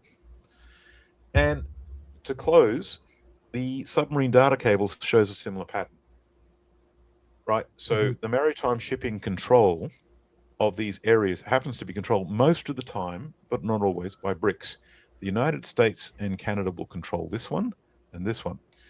Now, going back to here, okay, so when we get to, where was it? Yeah, this one here. So this was, go to Tier 3, it was Tier 3. This is Tier 3. The Panama Canal was owned by two companies, owned by the Chinese government at both ends. And so the Americans have put their strategy forward, which is the new technate, and they want to control North and South America. The technate, they wanted Greenland so they can control the shipping lanes around the Arctic, or they can at least challenge the Russians for that. Canada is on the books. Mexico, all the military actions against the Mexican drug lords, the Panama Canal, and Venezuela. And people I know in South America tell me that control of South America, they're encouraged to be dependent on Venezuela for all their logistics. And it's the Americans telling them to do this. So whatever they did in Venezuela, it was successful, and they're quietly getting control of both continents. So they're withdrawing from all over here, and they're going to go for this. It looks like a grand bargain where the Americans will control North and South America. The Chinese will have the Asia Pacific region and perhaps control of all flows. And I suppose Russia is going to do whatever it's going to do with Europe, if they want to. The reason I've got this up here, Cuba is right there, right where that shipping lane passes. Why is Cuba in BRICS? Doesn't make sense. But hang on, when you actually go, the same thing as Ethiopia, it's right next to and actually controls the shipping lanes associated with a major arterial. And that's what I think is going. So you've got, first of all, you've got this pattern, this sort of thing happening, where control of sale, refined metal sale of is controlled, absolutely controlled. Right, but they've also got control of the flow of stuff. When things turn kinetic, international contract law breaks down, and it's going to be about who's got the ships and who can exert influence. And the finance sector is going to not be as effective. Right. So then I put into AI, what's the historical precedent for now? And I also say it's Germany 1935 is what people say, but it's actually not what came back. It came back with the fall of Constantinople in 1453. Wow. Right. So they had a big siege. There was 1,100 years as the capital of an Eastern Roman Empire. The Ottoman Empire turned up. There was a big fight, and the world didn't end. It was fundamentally reordered in context of economics and politics. A fundamental maritime shipping route bottleneck was handed from one power block to another. This was a black spot that scared the hell out of everyone. So the Ottoman control of the Bosphorus Strait gave strategic dominance over the Black Sea and the Mediterranean, and they became very rich. And that's the foundation of the Ottoman Empire. Or at least that was their heyday. Constantinople became Istanbul, and the Ottoman expansion into Southeastern Europe accelerated, threatening Christian kingdoms. The fall psychologically devastated Christian Europe and deepened the East-West divide. Greek scholars fleeing to Italy brought about the classical knowledge and fueled the Italian Renaissance. And one of the things that actually came out of this was Europe said, well, we've just lost a major trade route. We need new territories. So they kicked off the exploration era to go and look for the new world. Okay. Give war a chance. Economically, traditional overland trade routes between Europe and Asia came under the Ottoman control. Europe faced higher tariffs, restricted access, etc. Disrupted trade patterns motivated Western European powers to seek alternative routes to Asia. So this was the age of exploration. Does any of this sound familiar? Yeah. And the timeline is really aligned because 1492 is when they did the exploration, and that's just 30 years after the fall of Constantinople. Yep. This is, we need a plan. Right. So to finish, where are we at? And so I put in a couple of means to make, in meetings to, give people a laugh and everything. But what the West has been preparing for all this time is going to be proved to be inadequate for what's happening. It's absolute bullshit. There is very clearly an elephant in the room. Has our leadership lost their mind? Are they stupid? Or are they doing something so unethical that they don't actually want us to know? Therefore, they're appearing to be stupid. And we are about to receive a smack to the face with a dead fish. And we can all see it coming. groups like this consider it's not that we're noticeably smarter than everyone else. It's the fact that we're taking the time to look. I believe our leaders know this. What we need to do is find a way out of this where we don't need our leaders' help anymore. They're not working in our best interests. And that's what I had prepared. So, Wow. Well, thank you. That was great. Questions from the panel? There is a few, as it turns out. Stop sharing. No. All right. So, I'm seeing on YouTube, there's several. Someone said they didn't believe the Chinese involvement in Panama was in the form of ownership. Not anymore. Not anymore. There were two private sector corporations, one at each end of the canal, and they were Chinese owned. And they were trying to encroach more. They were trying to buy more through capital. And the Americans decided, look, we spent a lot of money digging the Panama Canal, and we don't want our geopolitical adversaries to control it. And so they kicked off a series of actions that look deeply unethical, deeply sort of, you've got to be kidding me. Are you nuts? Have you lost your mind? This is not how we do things as civilized people. To me, it's panic. Right. And it's been fixed. And I think they are in the process of resolving this strategic problem. You have to remember, it's not the first time we've got involved in Panama. Remember back in the 80s, Manuel Noriega, and he was a drug king, and I was involved in some of those operations. So it's not the first time the United States military hasn't just dropped in Panama and just taken them over for a while. Yep. And we reserve the right to do so because it's a strategic, important place in the world. So it's not pleasant. It just is what it is. Yeah, that's what I'm saying. Is we are seeing a series of moves. This is the way the world has always been. It's not anything new. Normally, they do things in a cloak and dagger or behind the scenes fashion. I believe the American infrastructure collectively woke up in 2016 when there was a changing of guard, and it's not that they panicked. They had a very small amount of time to do stuff, and they put a plan on the ground that was so. Civilized people would have absolute whiplash trying to sort of keep up with that. And, how the world actually works behind, below the layers and everything like that. Most people have a very naive view of the world of how things are. We've got this thing called the law. And, the law is actually for us, not for everyone else. And, and so... To me, what the American strategy is doing looks like panic, and it may be panic, but to me, it's an attempt to resolve an untenable situation where they almost got checkmated. I have. Yeah.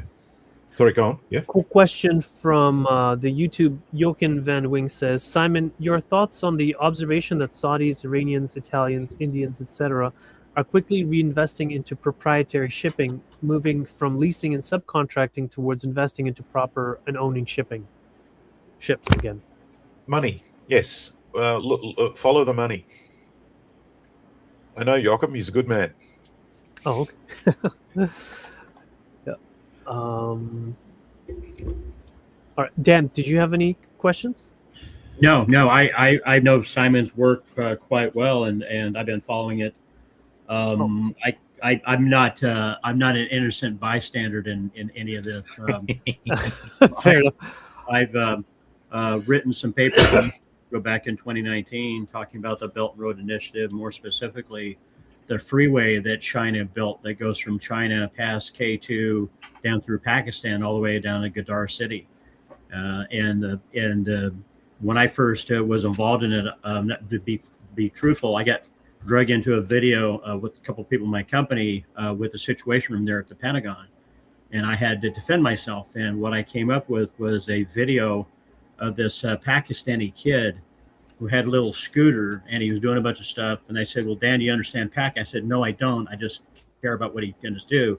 So I turned the volume off and they watched this YouTube video. This kid driving this little scooter with lunch or something on it, past these big piles of gravel onto this freeway of fresh cement, drove all the way down to the Indus River, and his uncle had a big machine putting in place a 100-ton beam because they were building a freeway over the Indus River, right? Yeah. And then I was told about 2 weeks after that about 26 analysts for the CA were fired because of that video. And, yeah, and I pointed out the fact that the Chinese had built all these oil and gas pipelines between Kazakhstan and China. And looking at the infrastructure, they got to be at 3 million barrels a day. And understand, Kazakhstan was moving 1 million barrels a day through a Russian pipeline down to the Black Sea. And I said sooner or later the Russians are going to shut that down, which basically happened already this year. Yep. And everybody's wondering why China, they're not importing 4 million barrels a day. And I pointed out, and it already happened, the Chinese have already shifted 3 million barrels of oil consumption a day over to electric cars. And they're getting a lot more oil and gas from somewhere else. And that somewhere else is either a combination of Kazakhstan and Russia. And it goes back to they've been very busy building all this infrastructure. So the point is the Chinese, this is a fight they've been preparing for a very long time. That's what's going on. And it's not just kinetic. And I'm noticing that in the U.S., we have absolutely lost our capacity to do any infrastructure. Our investments are all going into the metaverse, right? Virtual world. Nothing physically on the ground. And then we see here China building international freeways across Asia. So it seems as if they've got the need for physical infrastructure to keep this stuff moving, and we've lost the will and the capacity for that. They'd rather fight us instead of each other. Yeah. Some of the problems we're having here in the States, we have a severe shortage of machinists, which is basically affecting our industrial capacity. The other thing that's going on is going to become a lot more apparent. The financial markets have already figured this out. But on the AI projects that the Fortune 500 have been implementing, we don't really have that much return on investment. We had a case with Air Canada was sued because an AI agent misquoted, made a misquote to a bunch of passengers about bereavement or something to that effect, and it wasn't according to company policy. But a court up in Canada ruled that the corporation was liable for the hallucinations that the AI agents were coming up with. And then the other is that there are a number of financial processes where you have to have a second person verification of code. And a lot of the AI agents basically just hallucinate, about 30% of the time hallucinate. So what's happening on the investment front is the bankers are backing away from the AI, mainly because we don't have any actual proof that it is more efficient, is what I'm getting at. A lot of the guys doing the development spend most of their time debugging what the AI write. And I guess it goes back to a misunderstanding that most of our time isn't expended writing code. It's actually thinking about the logic of the things, the objects we build, the functions we build, not writing massive amounts of code. And there's a lot of other issues with it. I'll send some videos to you, Andrew, some of the things that are coming out by Gartner and some of the other folks on AI. So we've recently seen that AI has picked up the human ability to lie, cheat, and steal. And, well, we're doing the training wrong. No, you let them on the internet and they see the value of lie, cheating, and stealing in the real world. And there's no way to prevent it. Barbara, they're not picking up the value of lie, cheating, stealing. The problem that what they're doing is they're picking up the most common thing. For example, one of the things I deal with code is we have a lot of repositories, engineers, we have a lot of repositories out on the internet. And what the AI would choose will choose the most common function or procedure or algorithm, even though that's the wrong one. And that's old software that's got known bugs in it. And that's what it chooses when it writes down software. But it does the same thing with lying, cheating, and stealing, because there's more of that on the internet than there is of good behavior. And that's what it is. And it's a good strategy. The AI is told to get the quickest, most efficient strategy. And if lying, cheating, and stealing is more efficient than It's not the most doing efficient it, strategy. It's just the one that's most common that's picking up on the internet. It's not the most. Yeah. Yeah, and it depends on the scenarios and things like that. But I do have another question from the audience for Simon. What are your thoughts on Icelanders voting no to joining the EU 27? So Europe is going down. Yes. Europe is going down hard. Finland in particular is going down very hard. Choices made over the last 7 or 8 years have been flamboyantly stupid and have not been in European interests. Now, as early as Brexit, for example, when Brexit happened and the British cut ties, there was structural imbalances in the European banking system, which were mathematically inevitable that there's going to come a point when the Central Europe infrastructure is going to asset strip its provinces to survive. Yeah. Now we're seeing that now. Simon, if I can jump here a second and try to explain this in a simple way. When they formed the EU, one of the critical things they did not do was merge the debt.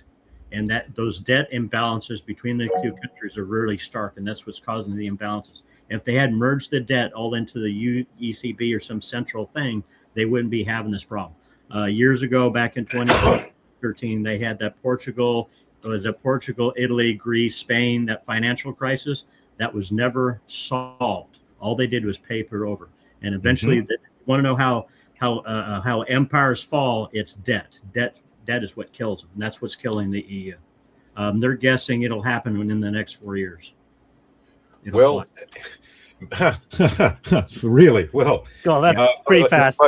No. Well, no, I think it's not fast enough. Like, it was something it's something I saw happen that came out from the EU president, Ursula von der Leyen, where she was talking about, through pretty political language, engaging in a bail-in. Right across Europe, citizen savings are 10 trillion euros. Oh, right, And we need to mobilize that to deal with some of the financial instabilities and imbalances. And they did it is, we're here to help you. This is for your own good. Now, the people sitting outside of Europe watching all this stuff, there's a whole series of things that are very apparent. Like the moment the Nord 2 pipeline was blown up, Europe lost its energy source. Diplomacy, especially associated with the Ukraine war, they were not able to get the gains they wanted or needed out of the Ukraine war to keep going. The West has fairly sort of soundly lost. I'm going to a defense conference in a few weeks' time. It's by invitation only. It's government. It's run by NATO. I'm going to be sitting in the audience. It's my understanding there's 2 factions in the room. One is the magical thinking faction. We're going to thrash the Russians. The Russians have been absolutely thrashed by the Ukrainians. We are going to make them rue the day that they ever heard of Europe. And the other faction is the groups that understand that we've got no logistics left. All our consumables are done. We don't have the money. We don't have the capability to have a kinetic shooting war Europe-wide. Yeah, Simon, if you don't know this, Europe, you guys only have half the gas you need to get the winter, so you don't have the resources to get. I know this very well. I would like to be not in Finland for the next winter. In fact, I've been trying to actually get a job in the thorium industry in Australia. That's been my actual plan to actually sort of move forward on this. I'm routinely seeing some flamboyantly stupid thinking, magical thinking, circular reasoning. It's not just the case of people understand that there is a problem and they're just papering it over. They genuinely believe what they say. Mhm. Anyway, so Europe is going down hard. It's going to be abandoned by the United States. It's going to be punished by China, and it's going to be really punished by Russia, all at the same time. They've got the prospects of a dog that's been hit by a 22-wheeler. Anyone outside of Europe can see this. Yeah. So the people in Iceland, who actually have a history of not being stupid, and then coming together and so absolutely is the right answer not to go anywhere near Europe. Mm-hmm. So I think Europe will break apart, and in its place there'll be probably a number of alliances. I actually think it will be a smart move if the Nordic regions banded together: Finland, Sweden, Norway, Denmark, Iceland. They're cultures that understand each other. They do things properly. They've got things in hand. They're probably less likely to want to do business with, say, Mediterranean countries in Italy and, say, Greece and Spain. They'll probably band together. And then you got the former Soviet Union bloc. They'll band together because they understand each other. Mm-hmm. But we've got to work out this thing called currency first. Right. And also I see a bunch of people said happy birthday, Simon. That's actually my internet birthday. It's not my actual birthday. Oh, okay. So what I do is I have a false profile on the internet. So if someone does internet identity theft, and they just use the wrong birthday, I go, yeah, right, guys. Okay. Oh, okay, cool. You might notice my place where I'm living happens to be Antarctica. Oh, okay. Nice. Yeah, right. That's good. That's good planning. Yeah. Great idea. When I go to conferences now, I go as an private individual, so my hands are free. I describe myself as a whiskey disposal expert, and my affiliation is the third rock from the sun. Okay, good. So I think Barbara and Dan may want to talk more about AI, or because you guys are putting it in the comments. And I just wanted to add. Gartner come out with some good reports talking about, like I said, we don't have any good return on investment for AI, and probably the most disconcerting part has to do with the 30% hallucination of the models. And there's a couple other things that are going on, about 4 different things. One has to do with a number of artists, I guess, have gotten tired of being ripped off intellectual property wise. There's a number of lawsuits going on. So the guys up at the University of Chicago came up with this tool, and I need to get capture a picture of what they did. But what they do is they take a picture and they pass it to the tool, and it'll put really subtle flaws in the graphic. Right, the human eye can't see it because of what's called persistence of vision.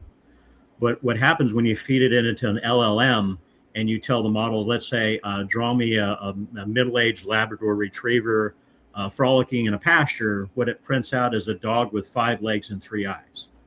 Right, and so that's gone with that. The second one thing has to do with the thing we talked about as far as genetically developing code and choosing the most chosen algorithms rather than the correct one.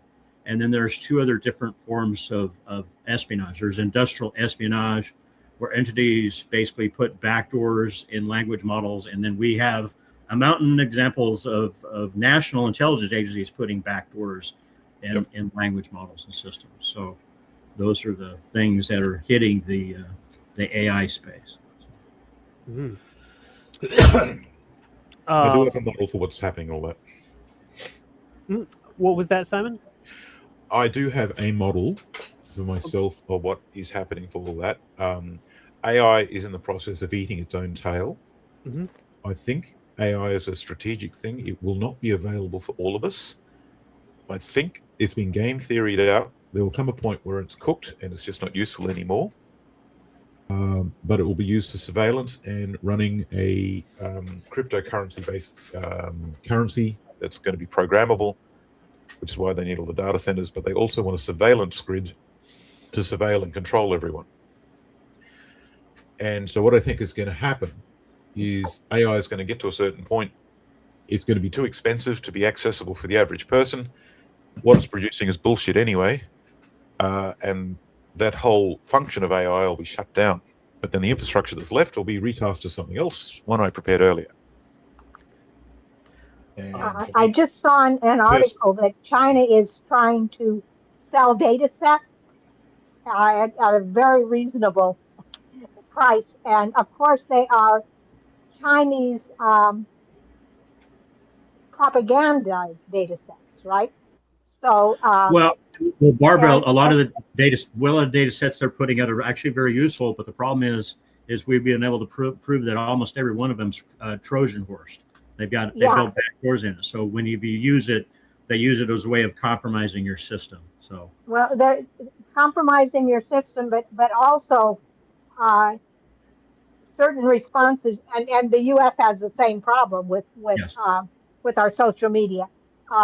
You know, if you've ever asked for an article that you know existed that violates the current talking points, right? Trying to get AI to tell you it exists is a fascinating exercise in tearing your hair out, right? Eventually, you may get it, but so you're right about either the most common or the most generally accepted, which may not be the most common response, but the one which social media and government and media have decided is the correct response. Both the U.S. and China do a real good job of doing that. So in addition to surveillance, I think it's also going to be a good method of mind control. Yep. Agreed. Yep. Considering the settlement that that Facebook had just admits, that's very much true. I know a lot of the tests show that many of the AIs, and even the ones that you could run on your own computer, are already superhuman in many categories of thinking. So we will still have the open source models available, but the vast majority of the open source models, especially the good ones, are Chinese. So you do have to look out for those Trojan horses. So how I see it anyways, from historical periods, when we've had, for instance, the internet boom and things like that, is that most of the growth actually happens after the bubble bursts. Right. And so we're kind of waiting for the bubble to burst, but we're not really sure when it's going to happen. Maybe sometime next year. And then there's going to be a big sell-off of a lot of those data centers because we don't have the electricity for a lot of it. Yeah, one of the things, Andrew, you look forward to, for example, Apple has a workstation that's out right now that's very targeted. It's an AI workstation, so it's so that way you're not powering an entire data center, so it's very focused. But those tools are very very specialized. So I'd look in that direction. Like I said, Apple coming up with that new workstation that does AI is probably more likely what we're going to see. A lot of the AI assets, whenever we finally get a correction, the assets will be sold off for pennies on the dollar. So it's an opportunity for someone. Well, or maybe a crash waiting to happen in a lot of local areas where people have been sold a bill of goods that, this data center will create huge jobs, high-tech jobs, and all this. And next thing we know, the data center it is basically sold as a warehouse, and that's going to cause a lot of local disruptions and making unemployment and poverty much worse, I think. All of this is strategic. It's not economic at all. In 2000 and when was this? 2017. I was in Luleå in Sweden, and I was there to be an opponent for someone's PhD. And my host took me for a drive around Luleå. Now, Luleå is right on the Arctic Circle. Facebook had a server farm there. What? And so, all right, so we go and see it. Now, this thing was huge. It was the biggest shed I'd ever seen. It was hundreds of meters long, and it looked like about 7 or 8 stories high, no windows, no markings, the heaviest security I'd ever seen. Look, it looked like something out of a movie. Wow. And I was looking at billions of euros of infrastructure, capital. And they said, all of this is funded by ads on Facebook. Horseshit. You know, do that. This is, they think we're stupid. They really do. But it says Facebook was a strategic action, as is all the other software platforms. They're collecting information to train AIs to understand human beings. Right. And so I think all the data centers are the same. They are strategic. It's not about money. It's about a pattern that sits behind money or is beyond money. And it's not for us. It doesn't benefit us. None of this that will benefit normal human beings. Well, I want to just at least try to end this on a positive note of sharing our visions of the good future. I think Gail mentioned that some of the lower level, like maybe the municipalities, can continue and other things. So what kind of positive futures do you guys see of using the resources from maybe the post-decline or during the crisis and things like that? Simon, you want to start? So, yeah, look, multiple people on this chat have their hands on some solutions. I'm working on the principle of you cannot force people to think. You can't. You can take a horse to the water, but convince the bastard to drink when it doesn't want to. Yeah, good luck with that. Right. So the future is coming, but it's unequal. Right. And so there'll be pockets of humanity that will be okay based on the fact that they actually took the initiative and had a good old go. And there'll be vast sections of humanity that won't. So the question is, do you want to be in a group that is trying to fix it and actually have a go, whether it works or not, or do you want to be in a group that behaves like a yeast culture? Right. And so there are solutions. There are multiple people on this chat who have got their hands on one solution or another, and there's a lot of them, and they're all valuable. And Andrew, we've got a lot. You and I both live in areas where we can feed ourselves if we want to. Yeah. We can't feed the cities without oil to ship stuff, but we can certainly feed ourselves. And we've got a lot of experiments in regenerative farming and trying to reclaim the mess that factory farms have made out of this area. And it will be interesting to see if we can do that at scale without diesel. Mm-hmm. Yeah. So, Andrew, one of the things I point to is Dr. Klein did after he did when the Bronze Age collapsed, when the world collapsed, that book, he did one after the civilization collapsed. And what Dr. Klein pointed out in the book is that the societies that were more adaptable and more distributed were the ones that survived and thrived after the collapse, like the Phoenicians, and which was the birth of our modern alphabet and so forth. Mm-hmm. And the societies that were centrally managed and bureaucratic, like the Egyptians, they're the ones that eventually failed completely. So yeah, there it is. After 1171 BC, that book. That's it. Yeah. So yeah. So if you want to get a good idea of probably how we're going to come out of this, it'll be like according to the lines in that book, after 1177 BC. But it's an excellent book. Points out a lot of real examples of how societies evolve. Yeah. My recommendation to everybody on this here is go out there and learn something, get a new skill, hands-on. One of the things I learned how to do, I learned how to weld. That's a useful skill.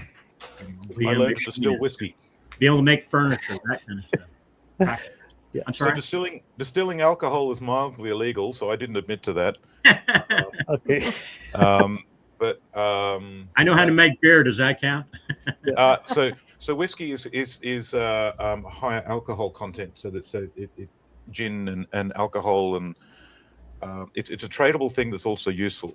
And my old plan if you look on the internet, you can see all sorts of YouTubes of me riding horses, horse and cart. That was and self-sufficiency of a small town, and my new plan is now different. Because owning a horse is an enormous footprint. Whereas the still that I don't have, and that I wouldn't have because it's not entirely legal. What was I thinking? Even saying that can be put in a box and carried under one arm. I just have a correction from a YouTuber saying how Egypt survived. So I just want to say, like, the Hittites did not survive.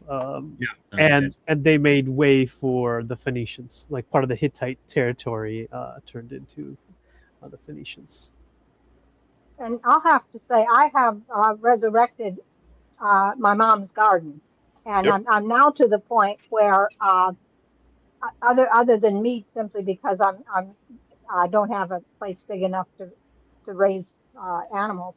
I'm not buying much at the store anymore. I'm simply walking out and picking lunch, and it takes a while to learn how to make gardening work in our new climate. And so that's something I would recommend for everybody. Learn how to grow food. Yeah, and one of the things I'm doing is affordable rural communities. Well, if I get elected mayor, I made the costing for it, and it's based, a dune is here. It's based on yurts, but with full insulation and masonry stove, and rainwater, compost toilets, solar, electric, so they don't have to pay utilities. And a family would get 5 acres, and it costs $750 a month, which in Canadian dollars is very affordable. And they'd also be able to grow food and things like that, and have courses on doing that. And that way we could create that kind of local establishment of sustainable people, and with the subsidiarity, kind of using that distribution that Simon was talking about, and Dan, about what actually works in a crisis or declining economy. Simon, go ahead. When do you find out when you get elected or not? October 27th. Right. Mm-hmm. So Good for we'll you, know in the November chat. So I decided that politics is not for me. I'd have to be nice to dead shits. But I'd rather actually follow some poor sap who got elected around making helpful suggestions. Okay. So Right. you're to be Same commended. Thank You're to you. be commended. I don't have the patience for that. Okay, fair enough. Yeah, there's a lot of waking up really early and flyering and talking to people and into the night. So yeah, it's not for everybody. But yeah, we'll see how it goes. I do have a bunch of supporters, but I also have some competition. So we'll only find out after November. Another thing that we're missing. Yeah. When I was a kid 70 years ago, we had local food processing. There were local butchers. There was our local milk factories. There were local cheese factories, and all of those are gone, which means that even though you have food there's no good way to process it. We have antitrust problems here in the States, Barbara. We need to get that fixed. Oh, I know. I know. If you haven't read the new book Barons about the consolidation in the food industry, it's something well worth a read. Although it will make you throw up and it will make you stop buying at stores in the U.S. But so I also think it would be well worth looking at food processing. And on a small local scale. For sure, that's definitely part of the plan, to also have local food processing, local food distribution, things like that. Gail, go ahead. You have to unmute first.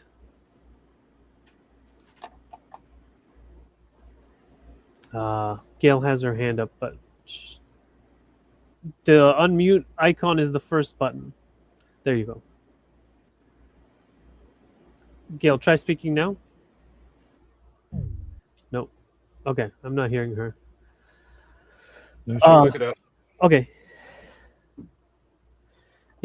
Okay, so but yeah, it's past 2 o'clock. I guess we should kind of round up. Hopefully, Gail will figure it out. You might want to refresh your browser, Gail. Maybe that'll work it. Oh, I got a question on a podcast the other day. Okay. What's all this chaos behind me? Okay. And people often ask, and it's I'm sitting at my desk, but on the other side of the room. Can you hear me now? Oh, okay, Yeah. there she is. Good. Okay, I had to refresh. Yeah, one of the things I noticed is that oil is in short supply, and going across the Atlantic and Pacific is a real issue. So I see, the same kinds of thing that Simon is saying. I think that the trade routes, especially across the Pacific, but also across the Atlantic, are going to atrophy because, the oil is better used for shorter trade routes. And, this is sort of what we're seeing there, that's the way it's going to work. And I think the fact that we always are able to have some resources, I mean, the fact you can grow food in your own backyard is part of that, and assures that there will be some kind of society growing in the U.S. as well as elsewhere. You'll have multiple societies around the world, as Simon has said. So there is hope. We can look at sort of what happened in COVID shut-ins and see that that's maybe sort of the direction that we're going to see things go, that we're going to see things where we have less mobility, but we try to keep the same functions. Mm-hmm. Yep. Thank you, Gail. Simon, I don't know if you had a response on that. So yes, so things are moving fast, and the thesis I'm putting together is of the same. If you were to take the time to look at Gail's work over the last however many years she's been operating, you can see a broad brush of strategy and approach to how she's doing things. What is she mapping? What are her basic messages? Right. Well, I'm doing something similar. Right. And what I presented today is the latest generation of what I think our leadership, our true leadership, is doing. They understand what we talk about. There's a reason groups like the European Commission or the International Monetary Fund or the United Nations talk a load of hogwash and will not go near the real conversation, but groups like this will. Mm-hmm. There is an effort to keep humanity at large asleep at the wheel and unaware. Right, and we will grade through a series of processes. The implications are clear. Now, as they say, the script says we're doomed. Now, my response to that is bugger the script. I'm going to do my own thing and innovate my way out of this with a small number of people. Everyone else can go along with the script if they want. And I'm seeing that attitude all around the world. If we scale back our requirements and everything, I also think humanity has been convinced to go through a period of self-destructive social behaviors.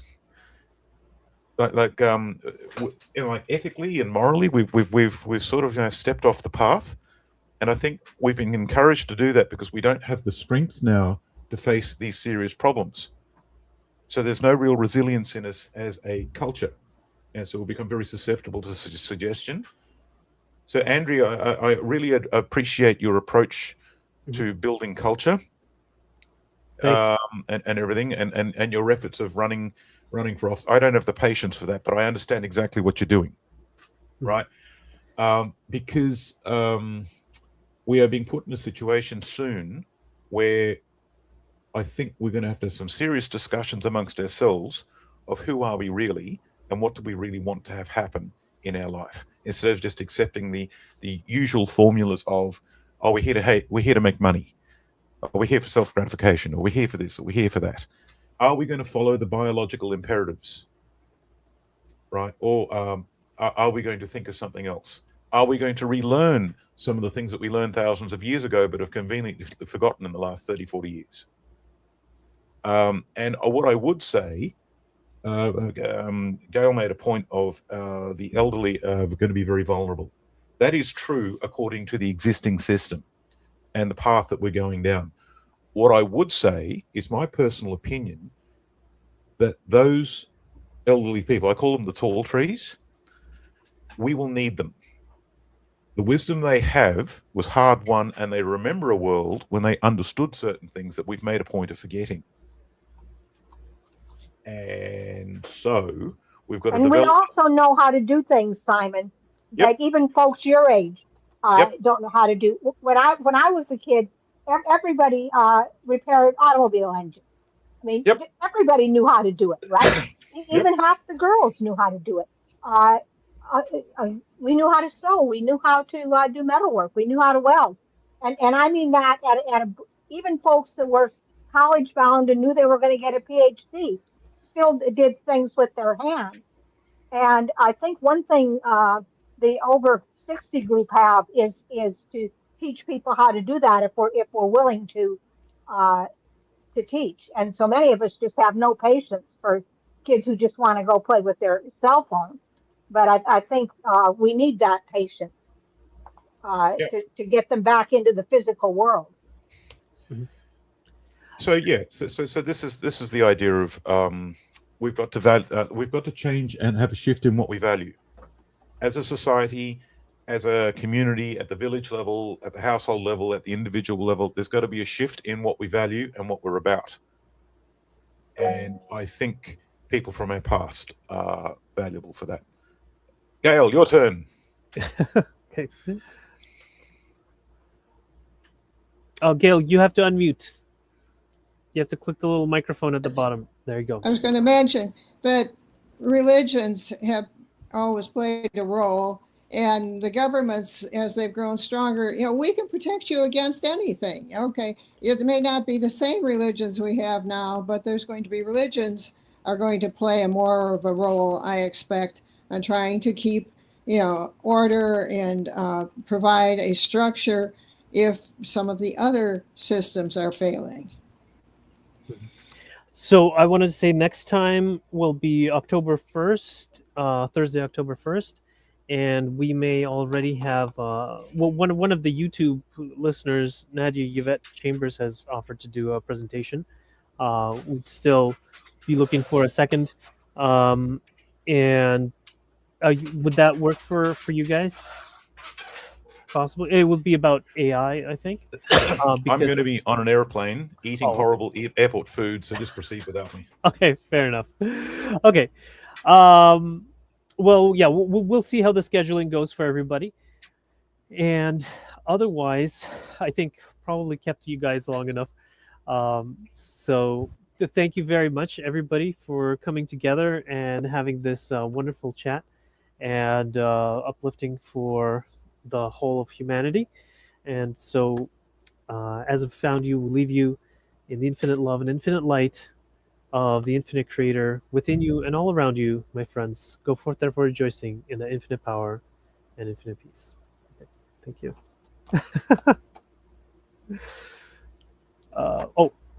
I ended the stream. All right.